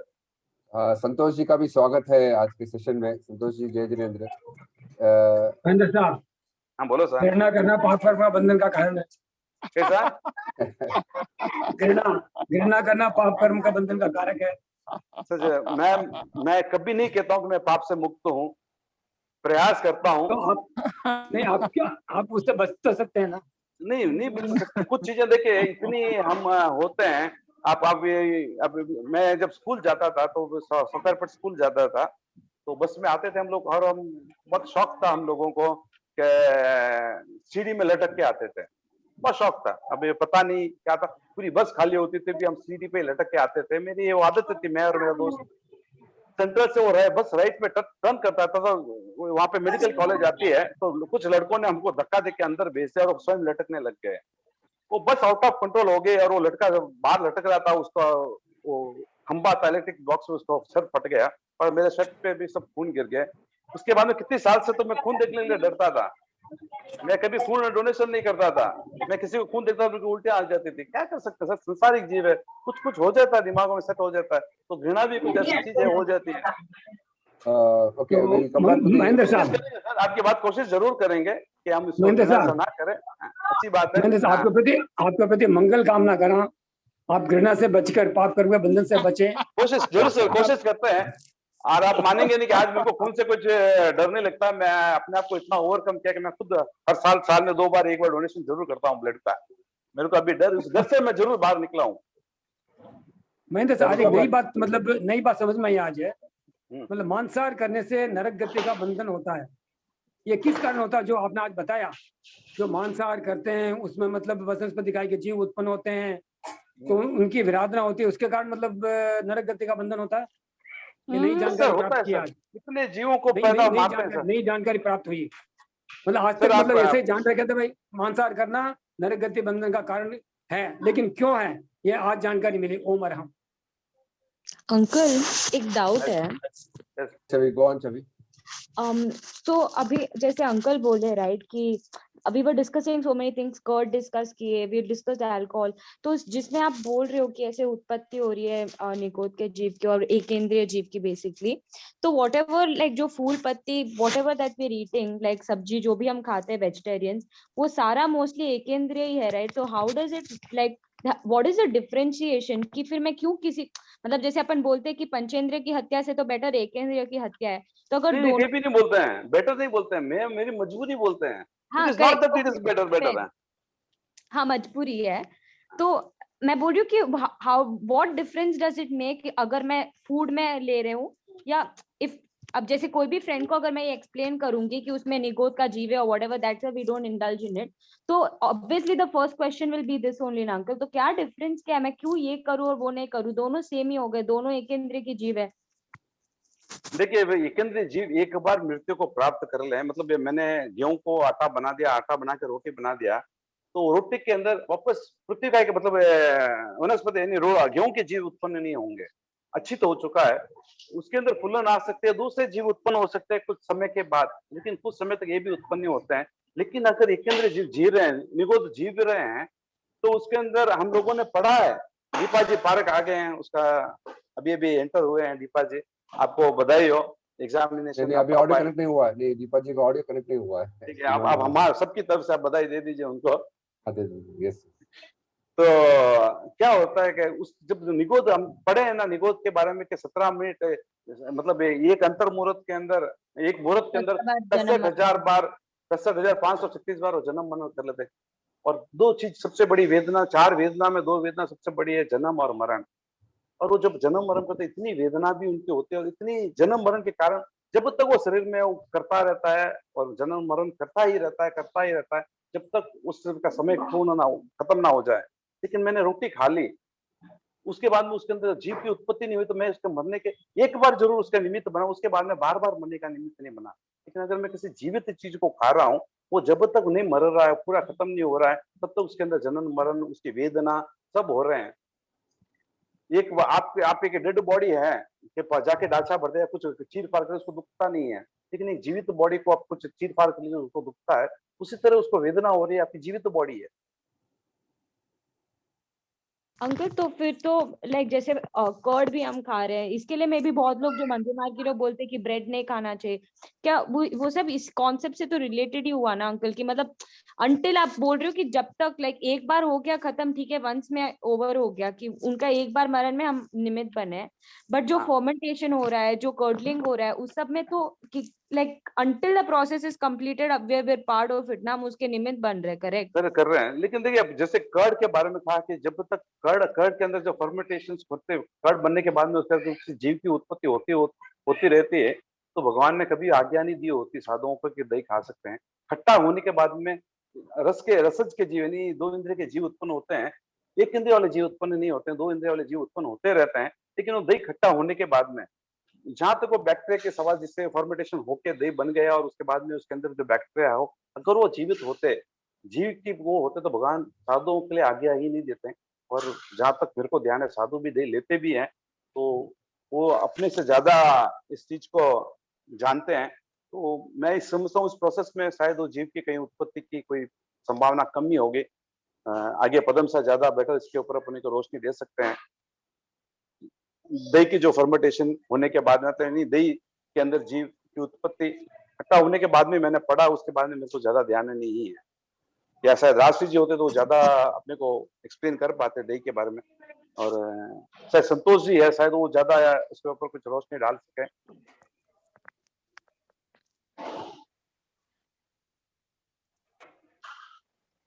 Uncle also फिर सिमिलर कॉन्सेप्ट पे तो जैसे अभी आप च्यवनप्राश का भी बोले राइट, कि उसको ऐसे सड़ा के यूज करते हैं ऑल। हाँ, वो मेरे देखने के बाद में मेरे को पता, उसके पहले मेरे को भी लाइफ में पता नहीं था। खैर मैं खाता भी नहीं था, वो अलग बात है। लेकिन उसके बाद में तो क्या कहते हैं कि जैसे पदम साहब बोले कि मैं पाप के बंधन कर रहा हूँ, तो करेक्ट है। लेकिन एक तरह से मेरे को पसंद नहीं है वो चीज, घृणा, ठीक है, घृणा शब्द तो ना उपयोग करते हुए पसंद नहीं है आज, वो हिम्मत नहीं हो रही है उसको खाने की। ओके महेंद्र भाई, वो ठीक है, अब आप देखिए, वो ठीक है, बट जब शराब रो आप बोल रहे हैं कि में एकेंद्र जीव है, बट वो हाल क्वेश्चन मार्क के जना में एकेंद्र जीव है कि बेंद्र जीव है कि और जीव की उत्पत्ति रह रही है नहीं रह रही, अब आपको मालूम है ना वो कितना प्रोसेस हो रही है ना। जीव की उत्पत्ति के 3 चीजें पर एकेंद्र जीव की उत्पत्ति के 3 चीजें, एक तो चाहिए स्निग्धता, यानी गीलापन, स्निग्धता। दूसरा चाहिए पुद्गल, संसार में पुद्गल खूब है, स्निग्धता अगर कहीं मिल जाए, और हवा चारों तरफ है, श्वासोश्वास के पुद्गल चारों तरफ है, तो ये स्निग्धता जहां जहां मिलती है वहां एकेंद्र जीव उत्पन्न होने की पैदा संभावना होती है। आप घर में छाई डाल देते हैं, छाई डाल के छोड़ के चले जाते हैं, तो 2 इंद्रिय वाले किसी जीव को आप बोलते नहीं कीड़ी मकोड़ा का आके पैदा हो जाए, वो अपना पैदा हो जाते हैं कि उसको स्निग्धता मिल गई, यानी योनि मिल गई। पुद्गल और श्वासोश्वास पूरे ऑलरेडी लोक में अवेलेबल है। रात को भाई आप बोलो जो को बराबर है, आपके बोलिए आटा रो भी उदाहरण दीदा कि आटा बनन पहला भी में जीव, तो एक बार वो पीस गेहूं पीस ना आई गयो अपन रोटी बनी दियो बीमा कोनी है, तो यू रहो इनानो प्रोसेस भी तो यू रहो तो रे ना सारा ब्रो। नहीं जो आप च्यवनप्राश बनने पहला आप बोले कि मैं इतना जीव खाने देखियो। जय जिनेंद्र, हमारे भी कॉलेज में हमको एक एक्सपेरिमेंट करवाया गया था, तब आकर के हमको ताड़ी बनाने, चावल की गंजी से वो ताड़ी बनाते हैं ना, वैसे उसको आकर के स्पॉइल करते तो माइक्रो ऑर्गेनिज्म ग्रो होना ही उसके लिए ही करते हैं, ताकि वो सड़ाते हैं ताकि वो नशा उसमें रहे। एंड माइक्रो ऑर्गेनिज्म और टेस्ट हमको करवाए, तब हमने माइक्रोस्कोप में देखा कि बहुत सारे छोटे छोटे जीव है। तो दैट्स तो मेरा लाइफ का ही एक्सपीरियंस है, तो किया हुआ है हमने, लैब में भी देखा है, किया है उसके बारे में। तो ताड़ी ये सब में तो फर्मेंटेशन, इवन ईस्ट भी अपने एकेंद्र जीव में ही जाई जावे।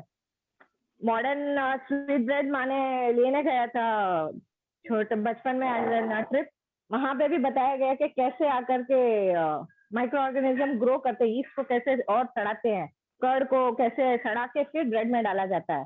भाभी तो जी, when you प्रश्न see ये the आ रहा है, process, नहीं भाभी जी, प्रश्न ये आ रहा है कि ईस्ट जो हम बोलते हैं वो एकेंद्रीय है या द्विवेंद्रीय है या त्रिवेंद्रीय भी हो सकते हैं, आर वी श्योर? क्योंकि माइक्रोस्कोप में जो दिखता है कोई ऑर्गेनिज्म हाँ। दिखता है, बट उसमें कितने सेंसस है, 1, 2 या 3? मिनिमम तो 2 होने ही चाहिए, 2 क्योंकि होने चाहिए।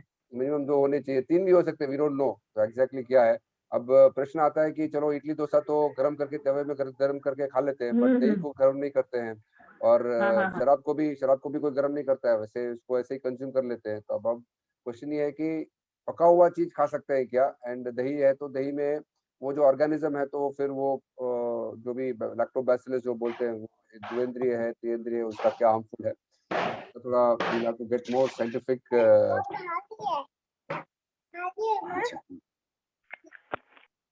ब्रेड में भी उसको फर्मेंटेशन प्रोसेस में उसको बनाते हैं, प्लीज ब्रेड को भी कुक किया जाता है को, तो फिर कुकिंग गरम करके ही हम लोग।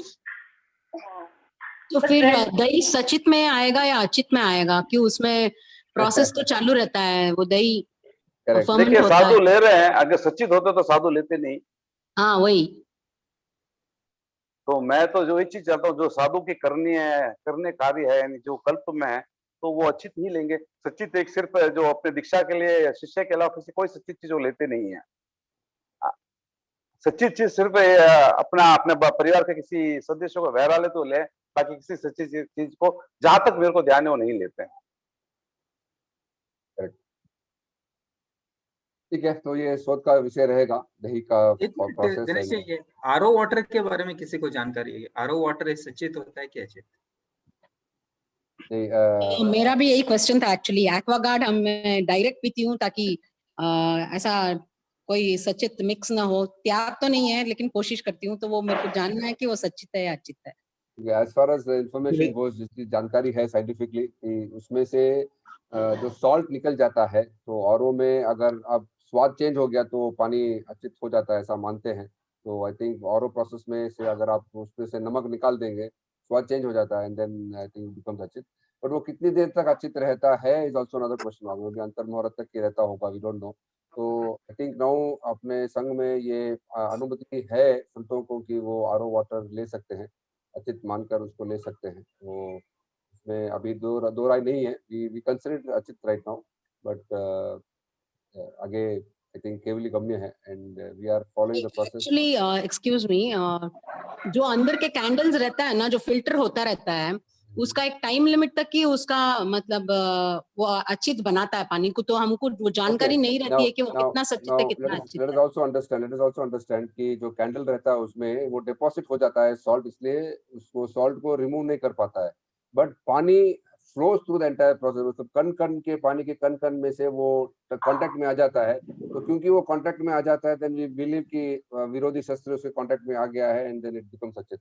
सॉल्ट निकलना नहीं निकलना is a different question, but क्योंकि कण कण में, पानी के कण कण में वो कांटेक्ट में आ जाते हैं विरोधी शस्त्र, हो सकता है कि वो अचित हो जाते हैं। तो ठीक है, अभी तो हम लोग यही मानते हैं कि पानी अचित है, आरओ का पानी, एंड साधु संघ नहीं, एक्चुअली हमारे यहाँ तो सॉल्ट वाटर नहीं है, नदी का पानी है, तो वो फिल्टर होके आता है। हम क्यों पहले है ना फिल्टर का पानी भी अचित मानते थे, फिर वो बोलते कि सर्टेन टाइम के बाद जो कैंडल्स रहता है वो अचित नहीं करता है पानी को। तो ये डाउट बहुत ज्यादा है एक्चुअली, क्लियर करना करता है नहीं करता है, वी नॉट डिबेटिंग, क्योंकि we don't know that, but पानी को डेफिनेटली क्लियर तो करता है। क्लीन तो करता ही है, पानी तो क्लीन करता है, वो अचित करता है या नहीं ये जानना है। अचित क्लीन किया मतलब अचित हो गया ना, विदाउट मेकिंग अचित वो क्लीन कैसे हो? वो कैसे दिनेश जी? वो डर्ट निकलता है ना, वो कैसे मट्टी वगैरह क्लीन होता है, वो होता है। क्यों पहले फिल्टर का लेते थे, अभी नहीं लेते हैं फिल्टर का पानी। सर पतन साहब, मैं I will try to explain this, I don't know, I try to explain. Cleaning process is entirely different from अचित। क्लीन होना वो अलग बात है, वो क्लीन होने से अचित हो गया ऐसा कैसा मान सकते हैं? हाँ, मैं भी वही बोल रही हूँ। इसलिए मान सकते हैं कि हम लोग पानी को अचित करने के लिए फटिकरी का यूज करते हैं। लोग बोलते हैं कि उस फटिकरी को ऐसे मिलाओ ताकि कण कण के, पानी के कण कण में वो कांटेक्ट में आ जाए, एंड देन पानी बिकम्स अचित। This is what we understand. तो अगर फिटिकरी का एक सॉलिड पीस आप पानी के कण कण में उसको मिला के उसको अचित कर सकते हैं, तो फिल्टर में से जो पानी का कण कण जो निकलेगा तो अचित होके ही निकलेगा, क्योंकि कांटेक्ट में आ गया। ऐसा ऐसा मानना है। आई डोंट नो इफ तो ये भी जानकारी, एक बार जो पानी अच्छित हो जाता वो कभी सचित नहीं बनता वापस। ऐसा नहीं, एक ऐसा बार नहीं बोल अच्छित, सकते ऐसा। हाउ हाँ कैन हाँ, यू से yes that? Yes yes yes yes, एक बार जो पानी अच्छित बन जाता वो कभी सचित नहीं बनता है। हाँ, ये तो मैंने भी सुना। नहीं, ये बराबर है। Very much clear. देखो उसमें मतलब उसमें जीव उत्पन्न हो सकते, उस पानी में जीव उत्पन्न हो सकते हैं, लेकिन अचित पानी कभी अचित ही रहेगा, और कभी सचित नहीं बनेगा, ऐसा जानकारी है हमारी। आई डोंट नो वो अगर करेक्ट है। जब तक उसके अंदर एक बूंद भी अगर दूसरा कच्चा पानी न गिरे तब तक उसमें, हाँ, एंड इवापोरेशन का जो प्रोसेस है और उसका जो अगर फॉर एग्जांपल मटका भी अगर आप बाहर रखते हैं तो उसमें से ड्रॉपलेट्स निकलना शुरू हो जाते हैं, और गर्म पानी में भी आप देखते हैं तो जब भाप निकलता है तो उसमें से भी ड्रॉपलेट निकल सकता है। तो one droplet can also fall into that and that can become सचित again. So we don't know कि कितना आप उस पानी को प्रोटेक्ट कर सकते हैं एंश्योरिंग कि दूसरा ड्रॉप का पानी उधर ना गिरे। Dinesh, I would like to tell add something. हाँ प्लीज प्लीज सर प्लीज। उन्होंने कहा कि कैंडल हो ना हो पानी, देखिए वर्ण गंध रस और स्पर्श, ये पुद्गल की 4 पर्याय में एक भी पर्याय अगर बदल जाए, एक भी पर्याय अगर बदल जाए तो पानी अच्छित हो जाता है। आपको बता दूं, आपने पूछा कि क्लीन से कैसे होता है। आगम में यहाँ आया पढ़ रहा था मैं आचार्य भाष्य आचार्य महाप्रज्ञ जी का, तो उसमें लिखा है कि जाड़ा कपड़ा से अगर आप पानी को साफ करें वो पानी भी अच्छित हो जाता है। मिक्सिंग की बात नहीं कर रहा हूं मैं, तो सिर्फ एक जाड़ा कपड़ा से कुछ नहीं हो रहा है उसके अंदर, क्योंकि इसके स्पर्श बदल जाते हैं। वर्ण गंध रस स्पर्श में कोई एक चीज का अगर बदलाव हो जाए तो अच्छित हो जाता है। आपने कहा औरों का पानी, यस वो 100% अच्छित ही होता है, क्योंकि उसके टेस्ट बदल जाएगा। उसके अंदर जो केमिकल है, प्योरिटी, डर्ट निकालना मतलब क्या है, उसके अंदर से कुछ मिनरल्स निकालना है, तो उसका टेस्ट बदल गया, कलर बदल गया। इसमें किसी एक चीज का भी बदलना अपने आप में अच्छित हो जाता है। और ये भी बात सही है कि एक बार पानी अच्छित होने के बाद में सचित नहीं होता है, उसके अंदर दूसरे जीव जरूर उत्पन्न हो सकते हैं। तो आप आराम से आरओ का पानी, लेकिन आरओ का पानी पीने के लिए हमारे राकेश शाह हर बार मना करते हैं, क्योंकि पानी के अंदर कुछ मिनरल्स होते हैं। आप पहले पानी को समझ लीजिए कि भगवान ने 4 आहार का है। 4 आहार के नाम पता है सबको? स्वाद, अनसन, पान, स्वादिम, खादिम। इसमें पानी को इतना मुख्य दिया, इतना मुख्यता दिया। पानी नहीं सिर्फ पानी है, जूस कुछ पानी के अंदर नहीं आता, प्योर वाटर, खाली पानी, उसको इतना महत्व देके बाकी 3 को अलग ही किया। 3 के अंदर सब में कुछ होता है, लेकिन पानी के अंदर कुछ नहीं है। उसको इतना महत्व दिया है कि पानी के साथ इतने सारे मिनरल्स हम पीते हैं जो अपने शरीर को ठीक करते हैं। राकेश शाह बताते थे पानी के अंदर एक ऐसा चीज आता है, उसको कहते हैं मैग्नीशियम, जो सिर्फ पानी में ही मिलता है या फिर ग्रीन सब्जी में मिलती है और कहीं नहीं मिलता है। वो मैग्नीशियम क्या करता है, वो पानी जब हम पीते हैं, नेचुरल पानी जो मैग्नीशियम होता है, तो किडनी में स्टोन बनने नहीं देते हैं। आज हम आरओ करके वो पानी पी लेते हैं, तो मैग्नीशियम को मैंने पूरा का पूरा बाहर निकाल दिया है। और आज अब हम देखते हैं किडनी और गार ब्लैडर में हर 100 व्यक्ति में 1-2 व्यक्ति को किडनी स्टोन या गार ब्लैडर स्टोन होता है, क्योंकि हम आरओ पानी पीते हैं। पानी के अंदर जो मिनरल्स थे वो सब हमने निकाल दिए, और निकाल के इसको कच्चा बना दे, जीरो बना दे, जीरो मिनरल। वो कहता है कि all zero dust, zero water. पानी में ताकत नहीं है, और जब तक पानी में ताकत नहीं है, कुछ नुकसान अपने को कोई फायदा नहीं करता है। प्राय आज देखते हैं कि लोगों में 50% लोगों में कब्जी की समस्या होती है, कॉन्स्टिपेशन जो भी समस्या होती है, एसिडिटी की समस्या होती है, क्योंकि पानी में ताकत ही नहीं उस एसिड को डाइल्यूट करे। पानी को हम आरओ पीते हैं, उसको ताकत ही नहीं उसको डाइल्यूट करें, इसीलिए आज ये आदि बीमारियां, काफी बीमारियां बढ़ रही है। ना सिर्फ हम बीमार हो रहे हैं, साधु को भी आरओ पानी पिला के उनको भी बीमार कर रहे हैं। तो पानी के ऊपर आप जरूर पीने के पहले ये देखिए पानी के अंदर ताकत है या नहीं है, वरना उसके अंदर मिनरल ऐड कीजिए। इंडिया के अंदर तो आप पानी, बॉटल पानी को कोई चेक नहीं करता है, तो बोलता है कि ड्रिंकिंग वाटर जो सरकार ने मेरे को दिया, मैंने आपको भर के दे दिया है। लेकिन जब भी हम फॉरेन जाते हैं तो उसमें पानी के अंदर पानी का वैल्यू लिखा होता है, उसकी ताकत कितनी है, उसके अंदर क्या क्या मिनरल्स हैं। बिना मिनरल्स वहाँ पानी अलाउड भी नहीं है। तो आप पानी बिना मिनरल्स के पानी मत पीजिए, वरना वो पानी 10 गिलास भी आप पी लीजिए, कोई नुकसान फायदा नहीं करेगा। तो पानी को आप जरूर समझ के पीजिए। मैं समझता हूँ कि दिनेश अगले भी राकेश शाह को बुला देंगे, तो वो पानी के बारे में अपने को अच्छी तरह से एक्सप्लेन कर पाएंगे, तो लोग इसके पानी से आधी बीमारियां ठीक कर पाएंगे। मैं ये नहीं कहता हूँ कि मेरे को पता है आज से 10 साल पहले मेरे को थायराइड था, क्लोरोस्टास था, इस दोनों की दवाएं मैं रेगुलर लेता था। राकेश ने पानी की मेरे को कुछ चीजें समझाई, पानी को खाली उसके मिनरल्स डाल दीजिए।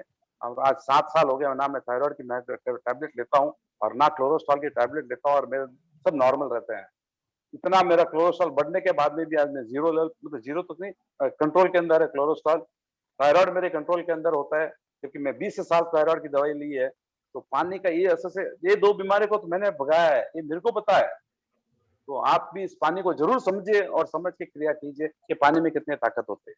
दीपा जी का हैंड रेस्ट है। पहले तो कंग्रेचुलेशन दीपा जी, आपने नेशनल लेवल पे जो स्कोर किए हैं तत्व के एग्जाम्स में, तो आपको बधाई। और हैंड रेस्ट है, प्लीज आपका कोई प्रश्न है तो प्रश्न बहुत बहुत बधाई और ओम हरम आपके लिए। Thank you. अंकल जय जिनेंद्र, मुझे पूछना था अंकल, मैंने सुना है कि एक बार पानी को अचित कर देते हैं तो 24 आवर्स के बाद फिर उसमें जीव उत्पन्न होने लग जाते हैं। तो फिर वो कैसे अचित ही रहा जीव? देखिए उसके अंदर जीव उत्पन्न होते हैं, लेकिन वो पानी अपना आप में जीव नहीं बना। जो पानी अचित हो गया है वो अचित ही रहा, उसके अंदर दूसरे जीव की उत्पत्ति हो सकती है। देखिए आपने रोटी बना दी, रोटी अचित थी, 2 दिन आपने छोड़ी तो उसके अंदर काई आ गई, फुलन आ गई, वो अलग जीव हो गए। उस गेहूं के जीव उसके अंदर उत्पन्न नहीं होते हैं।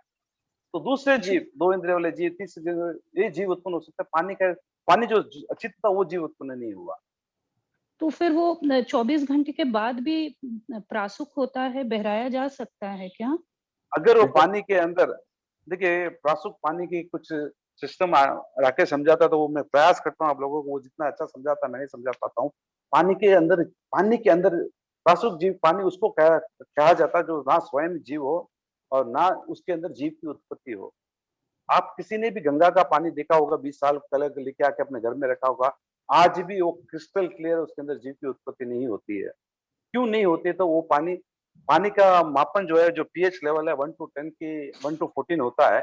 1 to 4 acidity, 4 to 7 semi acidity, semi alkaline, 7 to 10 alkyne और 10 to 14 हेवी वाटर कहते हैं। हेवी वाटर से प्रैक्टिस में काम आता है। 1 to 10 हम लोग पीते हैं, 1 to 10 तक पीते हैं। जो एसिडिटी 1 to 4 जो एसिडिटी होता है उसके अंदर भी कोई जीव की उत्पत्ति नहीं होती है, और 7 to 10 अल्काइन होता है, उसके अंदर भी जीव की उत्पत्ति नहीं होती है। जीव की उत्पत्ति होती है 4 to 7 के बीच के जो पीएच है उसके अंदर ही जीव की उत्पत्ति होती है।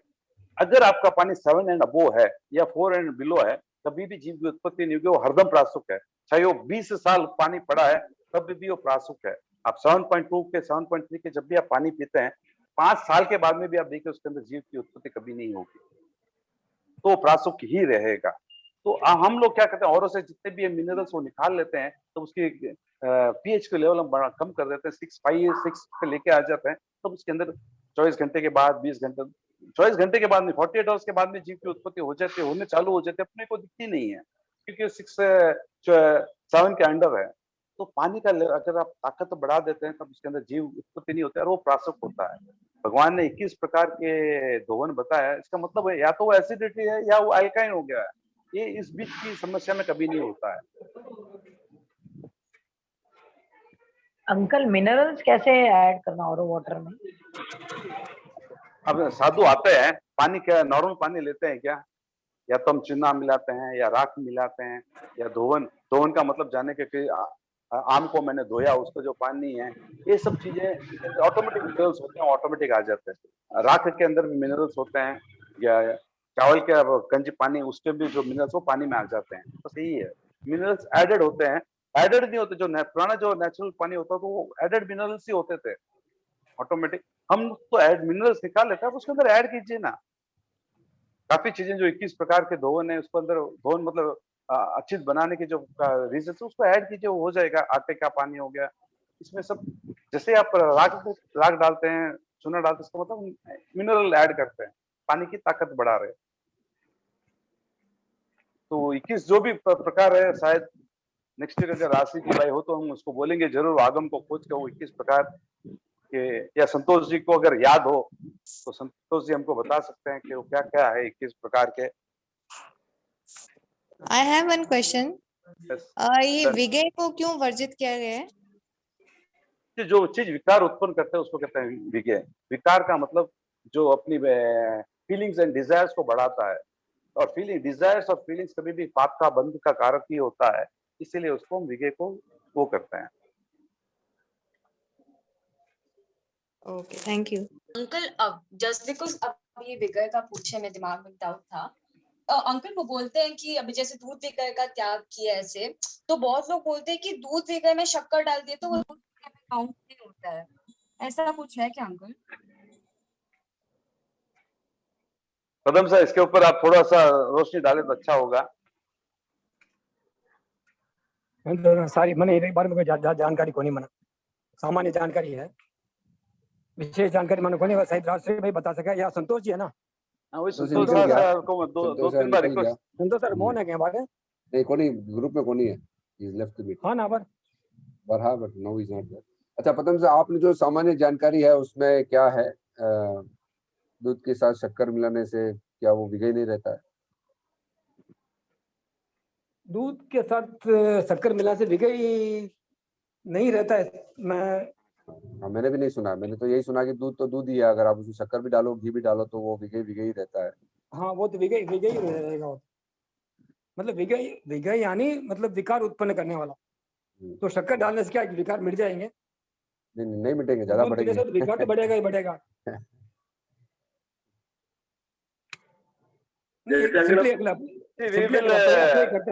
नहीं, दिस क्लास वी विल विगे को एक बार राशि जी जब भी फ्री हो तो उससे एक बार हम ले लेंगे, उनसे भी पूछ लेंगे एग्जैक्टली, क्योंकि कुछ खाने पीने को हर की कुछ मान्यता, अपनी जो मान्यता उसके ऊपर एक बार वो प्रकाश डाल देंगे तो शायद सबकी क्लियरिटी हो जाएगी, जिज्ञासा क्लियर हो जाएगी। तो मैं दिनेश सर से कहूंगा कि अगले वीक राशि जी को थोड़ा रिक्वेस्ट करे कि वो क्लास में आए, और राकेश साहब भी हो तो पानी और विगे दोनों को एक बार लोगों को काफी क्लियरिटी हो जाएगी। ये क्लास, क्योंकि ये रोज में खाने पीने की चीजें अपनी और रोज में उपयोग आने वाली चीजें हैं, ये ज्यादा जरूरी है हम सबको को जानने के लिए, ताकि हम कुछ कर्मों से बच सके।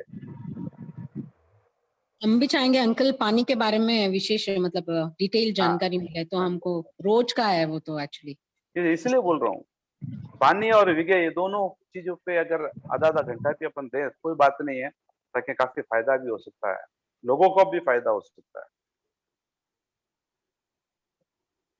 तो महेंद्र साहब, आज की क्लास में एक बड़ी जानकारी हुई भाई मांसाहार करने से नरक गति का बंधन होता है। आपको डाउट होना भी नहीं चाहिए सर, भगवान ने कह दिया तो उसके ऊपर आपको क्वेश्चन नहीं होना चाहिए। मेरी बात आज की जानकारी नहीं हो तो आगम की जानकारी है सर, और आगम वो करने से रीजन समझ में आया आपको?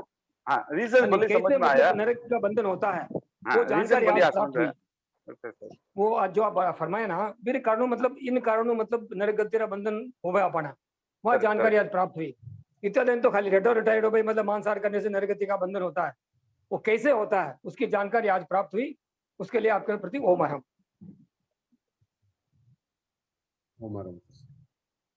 अंकल फर्स्ट और फॉरमोस्ट तो पंचेंद्रिय हिंसा विवेद व्हाट इज नरक बंधन वेजव, अब खावा नहीं खावा वो सेकेंडरी है नहीं अंकल? करेक्ट है। आप मेरे को नहीं, मैं आपको बोलता हूँ कि पंचेंद्रिय की हत्या करते समय अपने भाव बहुत पूर्णतम होते हैं, कृष्ण लीला में चले जाते हैं, वो कृष्ण लीला नरक का बंध करता है। तो क्रूरता, पंचेंद्रिय को मारने के लिए बहुत ज्यादा क्रूरता चाहिए। आज की ये मेरे को पता नहीं इस पीढ़ी को क्या हो गया, मेरे को बहुत दर्द होता है, सुनने में भी बहुत खराब लगता है कि जैन लोग भी अबॉर्शन करवा लेते हैं। पंचेंद्रिय हत्या पे इतना आज महिला मंडल अबॉर्शन ना, कन्या सुरक्षा ये सब चलाते, क्यों चलाते हैं? क्योंकि अपने लोग आज हिंसा करने नहीं, नरक का भी उनको डर नहीं रहा है। तो शायद पंचेंद्रिय में अपना बहुत बड़ी क्रूरता होती है, और कृष्ण लीला में जब वायु का बंद होता है तो नरक का ही बंद होता है, कहीं बंद नहीं होता है। तो कम से कम अपन लोग ना इस पंचेंद्रिय हत्या यानी अबॉर्शन का स्वयं करे, करवाए या अनुमोदन करे, और जो भी करे प्लीज उनको आप समझाइए कि अबॉर्शन से आप कितना बड़े बड़े गलतियां कर रहे हैं लाइफ के अंदर, नरक का द्वार आप अपने आप को खोल रहे हैं।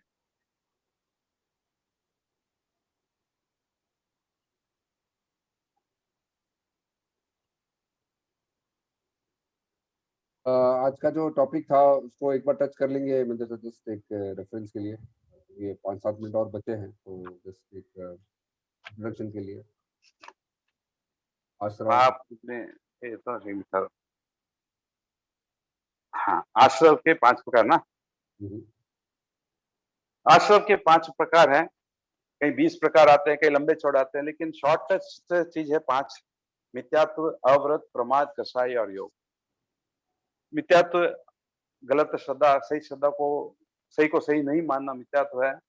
अत्याग, अव्रत यानी त्याग नहीं करना। प्रमाद, धर्म के प्रति अनुत्साह। कसाई, क्रोध, मान, माया, लोभ से के वेग से जो कर्म बनते हैं। योग, मन, वचन, काया से जो कर्म बनते हैं। मैंने छोटी सी शॉर्ट में बताई, अब अपन इसके ऊपर थोड़े से विस्तार से चले हैं। तो फर्स्ट मैं लेता हूँ सबसे प्रथम, कभी मैं थोड़ा सा कभी भी वो चलता हूँ तो प्रमाद।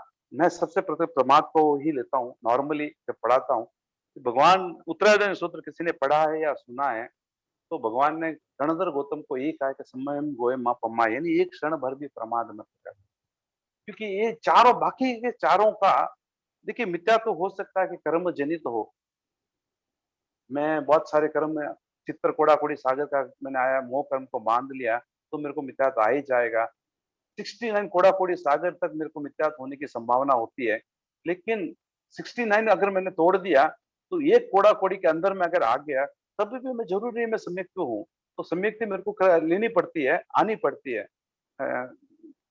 लेकिन उसका रीजन है तक मैं क्यों सम्यक्त नहीं बन रहा हूँ, तो मेरे प्रमाद थी, मैं धर्म के प्रति अनुत्साह था। अव्रत क्यों होता है, मैं त्याग क्यों नहीं करता हूँ, कि मेरे धर्म के प्रति अनुत्साह था।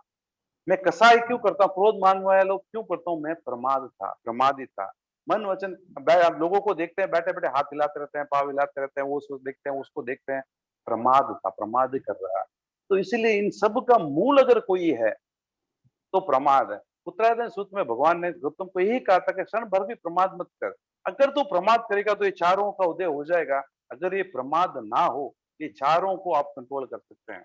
भगवान ने, मैं आगम पढ़ता हूँ, भगवान ने क्रोध मान वाले लोग के लिए काफी कहा, लेकिन गणधर गौतम को यही कहता है कि तू प्रमाद मत कर, कुछ भी कर, प्रमाद मत कर। कौन सा क्षण आयु बंद का हो जाए पता नहीं चलता है। अप्रमादी को आयु का बंद होता ही नहीं है। जो अप्रमाद है उसका आयु का बंद कभी नहीं होता है, और बिना आयु का बंद आदमी मरता ही नहीं है। तो जब आप अप्रमादी हो जाएंगे तो अपनी आयु का बंद नहीं होगा, तो अपनी की एक ही गति होती है, मोक्ष। तो मोक्ष जाने के लिए सब प्रथम सबसे बड़ी शर्त होती है, उसको अप्रमादी होना पड़ता है। तो प्रमाद यानी जब भी आपको मौका मिले उस जरूर कीजिए। आप सवेरे सोचते हैं कि मेरे को आज मैं 2 समय के करूं, लेकिन क्या करते हैं अपन, पिक्चर जाने का सोचते हो चले जाते हैं, लेकिन समय के बारे में सोचते हैं चलो आज ये कर लूं, कल ये कर लूं, वो एक को भी हम लास्ट में 0 पे लेके आ जाते हैं। धर्म के प्रति प्रमाद। आज सब सोचता हूँ कि आज मैं 9 विघे से ज्यादा, 9 द्रव्य से ज्यादा ना खाऊं। कल आप सोचते हैं कि कल मैं करूंगा कि 9 विघे से 9 द्रव्य से ज्यादा नहीं खाऊंगा, 11 द्रव्य से नहीं। लेकिन सवेरे उठते चलो आज से तो शादी में जाना है, तो हम प्रमाद, यानी जब भी अपने को धर्म करने का मौका मन आ जाए तो हम उसमें प्रमाद कर लेते हैं। और जब भी अधर्म करने का मौका ना भी मिले और थोड़ी सी भी कोशिश मिल जाए तो हम प्रमाद कर चले जाते हैं, क्योंकि हम प्रमादी हैं। प्रमाद का उदय 24 घंटा, क्योंकि मोह कर्म अपने बंधे हुए हैं और 24 घंटा मोह कर्म का उदय रहता है, तो हमको धकेल ही देता है प्रमाद में। लेकिन जब मोह कर्म उदय में हो और हम अप्रमादी हो तो मोह कर्म कुछ नहीं कर पाता है, अपने आप में सहज वो बिना फल दे चला जाता है। तो प्रमाद हर समय अप्रमत्त रहने का प्रयास करें तो शायद बाकी के चारों के बारे में इतना ज्यादा सोचने की आपको जरूरत नहीं पड़े। चलो अब टाइम है क्या, 5 को धीरे धीरे लूं? टाइम है सर, आप नेक्स्ट भी ले सको। ठीक है, तो मिथ्यात्व को हम देखते हैं। मिथ्यात्व क्या होता है? मोह कर्म की सबसे बड़ी अवस्था होती है चित्र कोड़ा कोड़ी सागर। हाईएस्ट में बांध सकता हूँ, एक जीव बांध सकता है, और वो भी सिर्फ संगी पंचेंद्रिय बांध सकता है और कोई जीव नहीं बांध सकता है। बाकी असंगी जीव एक सागरोपम से ज्यादा नहीं बांध, एक कोड़ा कोड़ी सागरोपम से ज्यादा मोह कर्म को नहीं बांध सकता है, लेकिन एक संगी जीव जो होता है 70 कोड़ा कोड़ी सागर तक बांध सकता है। सम्यक्ति वही जीव हो सकता है जिन्होंने 69 कोड़ा कोड़ी कर्म को तो खपा दिया, यानी खत्म कर दिया, क्षय कर दिया, और बाकी उसको बचा एक कोड़ा कोड़ी सागरोपम। एक कोड़ा कोड़ी के सागरोपम के अंदर आ जाता है, तब क्या करता है वो मिथ्यात्व से सम्यक्त्व आ सकता है। जब वो मिथ्यात्व होता है तब तक वो साया एक्सट्रीम कर्म बांधता है, हर चीजों को बांधता रहता है कि उसके प्रति श्रद्धा रहती नहीं है। सम्यक्ति मतलब श्रद्धा और मिथ्यात्व मतलब अश्रद्धा। तो किसी चीज पे अश्रद्धा होती है तब वो पापों का बंधन कंटिन्यूस करता रहता है। इसके लिए मिथ्यात्व को सबसे बड़ा पाप कहा गया है कि मिथ्यात्व ही संसार का कारण है, सम्यक्त्व मोक्ष का कारण है। तो मिथ्यात्व यानी तत्व के प्रति जो श्रद्धा ना समझ में आए उसको केवल ही गम्य कर लीजिए, खींचातानी मत कीजिए। मिथ्यात्व सम्यक्त्व आने के दो कारण हैं, वो हम संवर में ले लेंगे। संवर के अंदर सबसे प्रथम सम्यक्त्व उसको हम बता देंगे। जैसे मिथ्यात्व को ही टच कर रहा हूँ। अब जिसको भी 13वां बोल पता है, मिथ्यात्व के 10 प्रकार और 5 मिथ्यात्व के पढ़े, अनाग्राहिक अनाभ्युग्राहिक संस्थे हम पढ़े। इनसे बचते रहे, वरना ये मिथ्यात्व का सबसे बड़ा कारण है। नेक्स्ट है अव्रत यानी बिना त्याग। कुछ दिन हो सकता है कि मैं कोई चीज खाता ही नहीं हूँ, मैं इसके बारे में सोचता ही नहीं, उसके बारे में कोई क्रिया भी नहीं करता, फिर भी मेरे को पाप क्यों लगता है? ये सवाल हो सकता है। तो मैं कहता हूँ कि आपने आज से 50 साल पहले किसी एक कंपनी का शेयर ले लिया और आपको भूल गया, आपको याद ही नहीं है उस शेयर के बारे में। क्या वो शेयर जब डिविडेंड आता आपको नहीं आता है? तो इसीलिए मैं इस जन्म से, पिछले जन्म से, आने वाले बहुत सारे जन्मों में मैंने काफी अव्रत का स्टॉक में इन्वेस्ट करके रखा है। वो उदय में जब आता है, उदय में रहता है, तब जब भी आबादा काल खत्म हो सकता है, उदय चल रहा है और उदय चलता तो पाप का बंध करता ही रहता है। इसलिए कहते हैं कि व्रत लीजिए ताकि पुराने जितने भी मैंने डिविडेंड थे उसको शेयर्स थे, मैं उसको डिस्पोज कर दिया। तो मैं मेरे उसके जो पाप के उदय में मेरे को उदय ही नहीं रहेगा तो पाप मेरे कर्म नहीं बंधेंगे। इसके लिए जितना व्रत आपकी जरूरत है उतना छोड़ के बाकी सबका त्याग कर लीजिए ताकि वो इतना ही खुला रहे, बाकी ना रहे। ब्रह्मा धर्म के प्रति अनुत्साह, कसाई, क्रोध, मान, माया लोभ से बंधने वाले पाप। तो जब भी मैं क्रोध करता हूँ, पाप करता तो सिर्फ पाप का ही बंद होता है। प्रथम 4 है उससे सिर्फ एक ही का बंद होता है, पाप का, बाकी किसी चीज का बंद नहीं होता है। अंतिम है योग। शुभ योग से निजरा होती है और पुण्य का बंद होता है और अशुभ योग से पाप का बंद होता है। तो अब ये मान लीजिए 5 का कोटा, इस 5 में 4.5 पौने 5 तो सिर्फ पाप से पाप ही बंद होते हैं। सिर्फ थोड़ा सा अंश है वो पुण्य का बंद करता है या निजरा के सहयोगी होता है। तो योग योग के साथ जब कसाई या मोह जुड़ जाता है तो पाप का बंद होता है। योग के साथ कुछ नहीं जुड़ता है, मोह नहीं जुड़ता है तो पुण्य का बंद होता है। योग से ही निजरा होती है। योग से जब छूटेंगे तो मोक्ष चले जाएंगे। मिथ्यात्व प्रथम और तीसरे गुणस्थान में मिथ्यात्व रहता है। अव्रत प्रथम 4 गुणस्थान में हो सकते हैं। प्रमाद प्रथम 6 गुणस्थान में प्रमाद होता है। कसाई प्रथम 10 गुणस्थान तक रहता है। योग प्रथम 13वें गुणस्थान में होता है। 14वें गुणस्थान में अयोग यदि कोई आश्रव नहीं होता है। 11वें 12वें 13वें 14वें में कसाई कभी नहीं होता है। 7 के बाद में कभी भी प्रमाद नहीं होता। कोई भी जीव हो उसको प्रमाद होता नहीं है। तो ये जैसे जैसे आप इन चीजों को छोड़ते जाएंगे वैसे सब ऊपर उठते चले जाएंगे और जितने जितने ऊपर है आपके पाप के बंध कम होंगे और पुण्य की प्रकृति ज्यादा बंधेगी, निजरा की प्रकृति ज्यादा होगी। तो आप उठते जाइए। आज अगर आप चौथे में है तो कोशिश जरूर कीजिए कि श्रावक के 12 होते या कुछ व्रत लेके 5वें में चला जाए तो चौथे के जितने भी प्रकृतियां हैं उसके पाप के बंधन नहीं होगी। 120 प्रकृतियों का हम बंद करते हैं तो 5वें में लगभग 67-68 प्रकृति का बंद करते हैं। बाकी के 50 प्रकृति का बंद हम करते ही नहीं है। अगर मैं 5वें गुणस्थान में हूँ तो उन प्रकृति का बंद होता ही नहीं। मेरे इन 5 कुछ पाप प्रकृति का बंद कभी नहीं होता है। ये बंद होने के लिए भी मेरे को नीचे जाना पड़ता है। मैं अगली गति बांधना है, मेरे को नरक मनुष्य या त्रिंच बांधना है तो मेरे को नीचे जाना ही पड़ेगा प्रथम गुणस्थान में। लेकिन अगर मैं 5वें गुणस्थान में सिर्फ एक गति का ही बंद करूंगा, वो है देव गति, और वो भी वैमानिक देव, इसके अलावा कभी नहीं बंद करूंगा। तो गुणस्थान का भी महत्व हम लोगों ने पढ़ा भी था, समझा भी था। तो हम जितना हो सके उन आश्रमों से बचे, आश्रमों का जो अपने को जरूरत है उस चीज को छोड़ते रहे। आश्रम के ऊपर किसी को क्वेश्चन होता तो आप पूछ सकते हैं।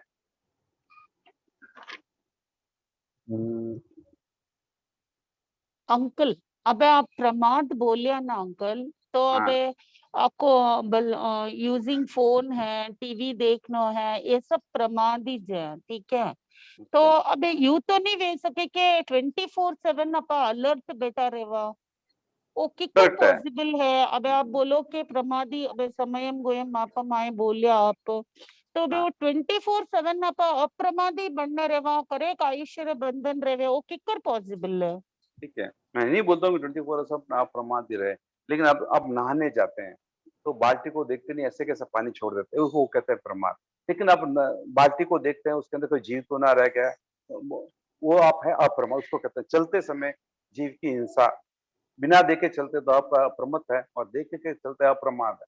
इस प्रमाद से आप काफी कर्म को काट सकते हैं, काफी क्षण आप बचा सकते हैं। मैं बैठूं उसके पर देख के बैठूं कि उस जगह पर जीव तो नहीं है, खाना खा रहा हूं तो मैं खाने पे अगर ध्यान दूं, रोटी पे देखो कोई जीव आके गिर ना जाए, तो ये अप्रमत्तता है। यही चीजें, यानी कुछ छोटी छोटी चीजों में भी हम अप्रमत रहे। मैं मानता हूं कि आज मैं पूरा अप्रमत नहीं रह सकता हूं, लेकिन जितना हो सकता है उतना करता जाऊं, तो धीरे धीरे मेरी आदत बढ़ेगी और मैं अप्रमत की अवस्था में बढ़ता ही चला जाऊंगा।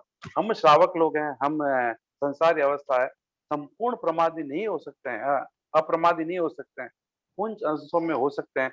वो अंश हो सकता है, अंतिम में हम रात को जब सोते हैं तो प्राय यही प्लान करते हैं कि कल मेरे को क्या करना है, संसार की चीज ही करते हैं। लेकिन आप उन चीजों को ना सोचते हुए धर्म को सोचते सोचते सुनेंगे तो ये अव्रत है। नहीं, कहते हैं ना कि संबर के साथ सोओ तो पाप का बंद हो गया, खुले के साथ सो तो पाप का बंद चल रहा है। अंतिम चीज अच्छे धर्म की चीज सोचे तो ये पाप के भी पुण्य का चालू हो जाए, क्योंकि आप संभर करके सो रहे हैं तो पुण्य का बंद हो रहा है, अपना आप निजरा हो रही है।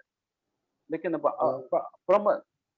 प्रमाद को जैसे मैं समझता हूँ कि अनंत भव हम काट चुके हैं, और हम इसलिए काट चुके हैं क्योंकि हम अपने आत्मा के पास नहीं रहे, और उसको आत्मा के पास रहने के लिए एक कंडीशनिंग चाहिए। You have to condition your mind. वो माइंड आप कंडीशनिंग करेंगे कैसे? It will be only happen जब आप व्रत लेंगे। तो प्रमाद में आप वो चलते रहे, और जब आप अप्रमत रहेंगे तो मोर एंड मोर रहेंगे, तो मोर एंड मोर आप अपने माइंड को कंडीशन करेंगे और अगले आने भव को आप काटेंगे। तो I think this conditioning of the mind is important, और उसी को महत्व देने के लिए प्रमाद का यहाँ पे I think is an important aspect कि आपके लाइफ में आप कैसे उसको यूज करके आगे बढ़ सकते हैं टुवर्ड्स मोक्ष। छोटी छोटी चीज देखे ना, हम नीचे कोई चीज रखते हैं तो देख के नहीं, ये सब अप्रमत है। अगर आप देख के रखें, इसको अप्रमत्तता कहते हैं। ये नहीं कि आपको सातवें गुणस्थान, उस समय जब भी आप अप्रमत्ता तो आप सातवें गुणस्थान को टच कर रहे हैं। जब आप कोई चीज देख के कर रहे हैं, ईरिया समिति देख के चल रहे हैं, भगवान ने ईरिया समिति देख के चलने के लिए सिर्फ साधु के लिए नहीं, सबके लिए कहा है। भगवान जब प्रवचन कर रहे सिर्फ साधु के लिए नहीं कर रहे थे, सब जीव के कहते हैं। वहां तो प्रिंच भी बैठते थे। तो आप वो सब चीज कीजिए जो साधु करने के, जो साधु कर सकते हैं, उस चीज में अपना ध्यान रखिए। वो सब अपना अपना अप्रमत्तता है। तो आप दिन में 1 घंटा भी अगर अप्रमत्तता हो तो आप ये सोचिए कि अगले जन्म में आप 2 घंटे में भी पहुंच जाएंगे, 5 घंटे तक पहुंच जाएंगे। इन स्टार्ट तो आपको ही करना है। मैं ये नहीं कहता टीवी मत देखिए, मोबाइल मत देखिए, लेकिन आप उसकी सीमा बना लीजिए। ऐसी ऐसी चीजें ना देखिए। टीवी के अंदर भी काफी चीजें आ सकती है जो आपका सहयोग कर सकता है। एक मूवी से, एक पिक्चर में भी 2 चीज होते हैं कि आप एक पुलिस वालों को देख रहे हैं जो अच्छी ड्यूटी निभा रहे हैं, नहीं अपने आप को सही ढंग से पढ़, और ये भी दिखाते हैं चोर कैसे चोरी करना। आप उससे क्या सीख रहे हैं वो आपकी इच्छा पे है। भगवान ने कहा है कि एक सम्यक्त्व के लिए मिथ्या सूत्र भी सम्यक्त्व है, और एक मिथ्यात्व के लिए सम्यक्त्व सूत्र भी मिथ्या है, क्योंकि वो उसको मिथ्यात्व को ही ग्रहण कर रहा है, और एक सम्यक्त्व मिथ्यात्व के अंदर भी अच्छी चीजों को ग्रहण कर रहा है। जहां आप अच्छी चीज ग्रहण कर रहे हैं वो सम्यक्त्व है, जहां आप गलत चीज को ग्रहण कर रहे हो मिथ्यात्व है। जब भी आप सम्यक्त्व की चीज को ग्रहण कर, अच्छी चीजों को ग्रहण कर रहे हैं, तो अप्रमत्तता की अवस्था भी आ रही है आपको। स्वाध्याय करते हैं, क्या करते हैं, मैं संसारी चीजों को नहीं पढ़ रहा हूँ, अच्छी चीज को पढ़ रहा हूँ, तो मैं अप्रमत्तता, उसको भी अप्रमत्ता में लेके आया है।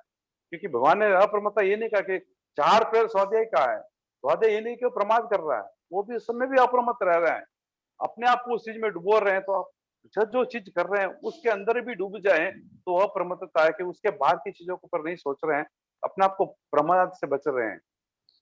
ये डिफिनेशन नहीं है कि सिर्फ मैं धर्म के प्रति अनुत्साह है इसके लिए अप्रमत्त, बाकी सब चीजें के प्रति भी आप अनुत्साह, तब भी आप प्रमादी है।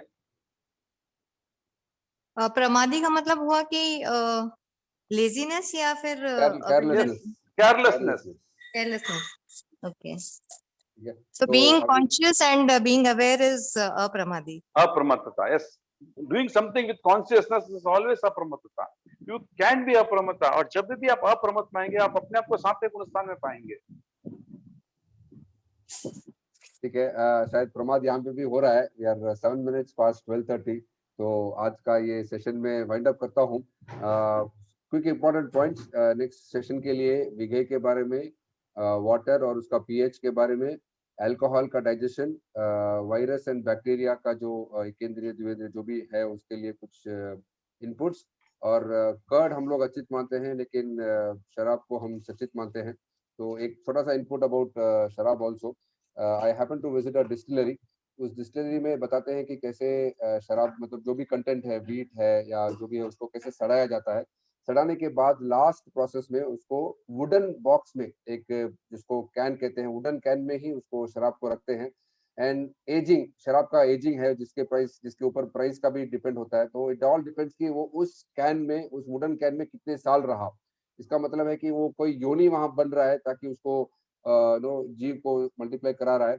एंड उसका स्वाद भी है, उसका एक टेक्सचर भी होता है। तो वो सारा जो वुडन बॉक्स है उसका वो टेक्सचर में यूज होता है। जब आप उसको उस बॉक्स से निकाल देते हैं और बॉटल में भर देते हैं तो उसका एजिंग खत्म हो जाता है। They don't age it anymore. उसका एजिंग वहीं तक रहता है जब तक वो उस वुडन बॉक्स में रहता है। तो आई थिंक ये सब प्रोसेस उसको समझाने के लिए ये है कि एजिंग मतलब उसमें जीव की उत्पत्ति कंटिन्यूसली हो रही है। तो I think we will end this session with this inputs. मेरा विनम्र निवेदन पदम शाह से मंगल पाठ के लिए। सिमंदर स्वामी की आज्ञा से, गुरुदेव की आज्ञा से अपने आप को मंगलमय अनुभव करते हुए ओम ह्रीं नमो अरहंताणं, ओम ह्रीं नमो सिद्धाणं, ओम ह्रीं नमो आयर्याणं, ओम ह्रीं नमो उवज्जायणं, ओम ह्रीं नमो लोये सब्बसाहूनम्। एसो पंचनमुक्कारो सब्बपावपणासनो मंगलानंच सब्बे सिंह पडमं हवै मंगलम। श्री चत्तारी मंगलम, अरहंता मंगलम, सिद्धा मंगलम, साहू मंगलम, केवली पन्नतो धम्मो मंगलम। चत्तारी लोगोत्तमा, अरहंता लोगोत्तमा, सिद्धा लोगोत्तमा, साहू लोगोत्तमा, केवली पन्नतो धम्मो लोगोत्तमो। चत्तारी शरणं पवज्जामि, अरहंते शरणं पवज्जामि, सिद्धे शरणं पवज्जामि, साहू शरणं पवज्जामि, केवली पन्नतं धम्मं शरणं पवज्जामि। धम्मो मंगल मुक्तित्वम अहिंसा संयमो तवो देवा वित्तम नमं संति चस धम्मे सयामणो। चयित्वा भारहं वासम चक्रवर्ती महिड्यो संति संति करेलो ये पत्तो गई मनुत्तरम। देव दानव गंधर्वा जखरक्षस किन्नरा बंगयारिं नमं संति दुःखरंजे करंतिदम। मंगलम भगवान वीरो, मंगलम गौतमो गणि, मंगलम स्थूल भद्राद्य जैन धर्मोस्तु मंगलम। मंगलम मतिमान भिक्षु, मंगलम बार मल्लकः, मंगलम राय चंद्राध्या, मंगलम तुलसी गुरु महाप्रज्ञोस्तु मंगलम, महाश्रमणोस्तु मंगलम, तेरा पंतोस्तु मंगलम। विघ्न हरण मंगल करण स्वाम भिक्षुनो नाम, गुण ओलख समरण किया सरे अचिंत्य काम।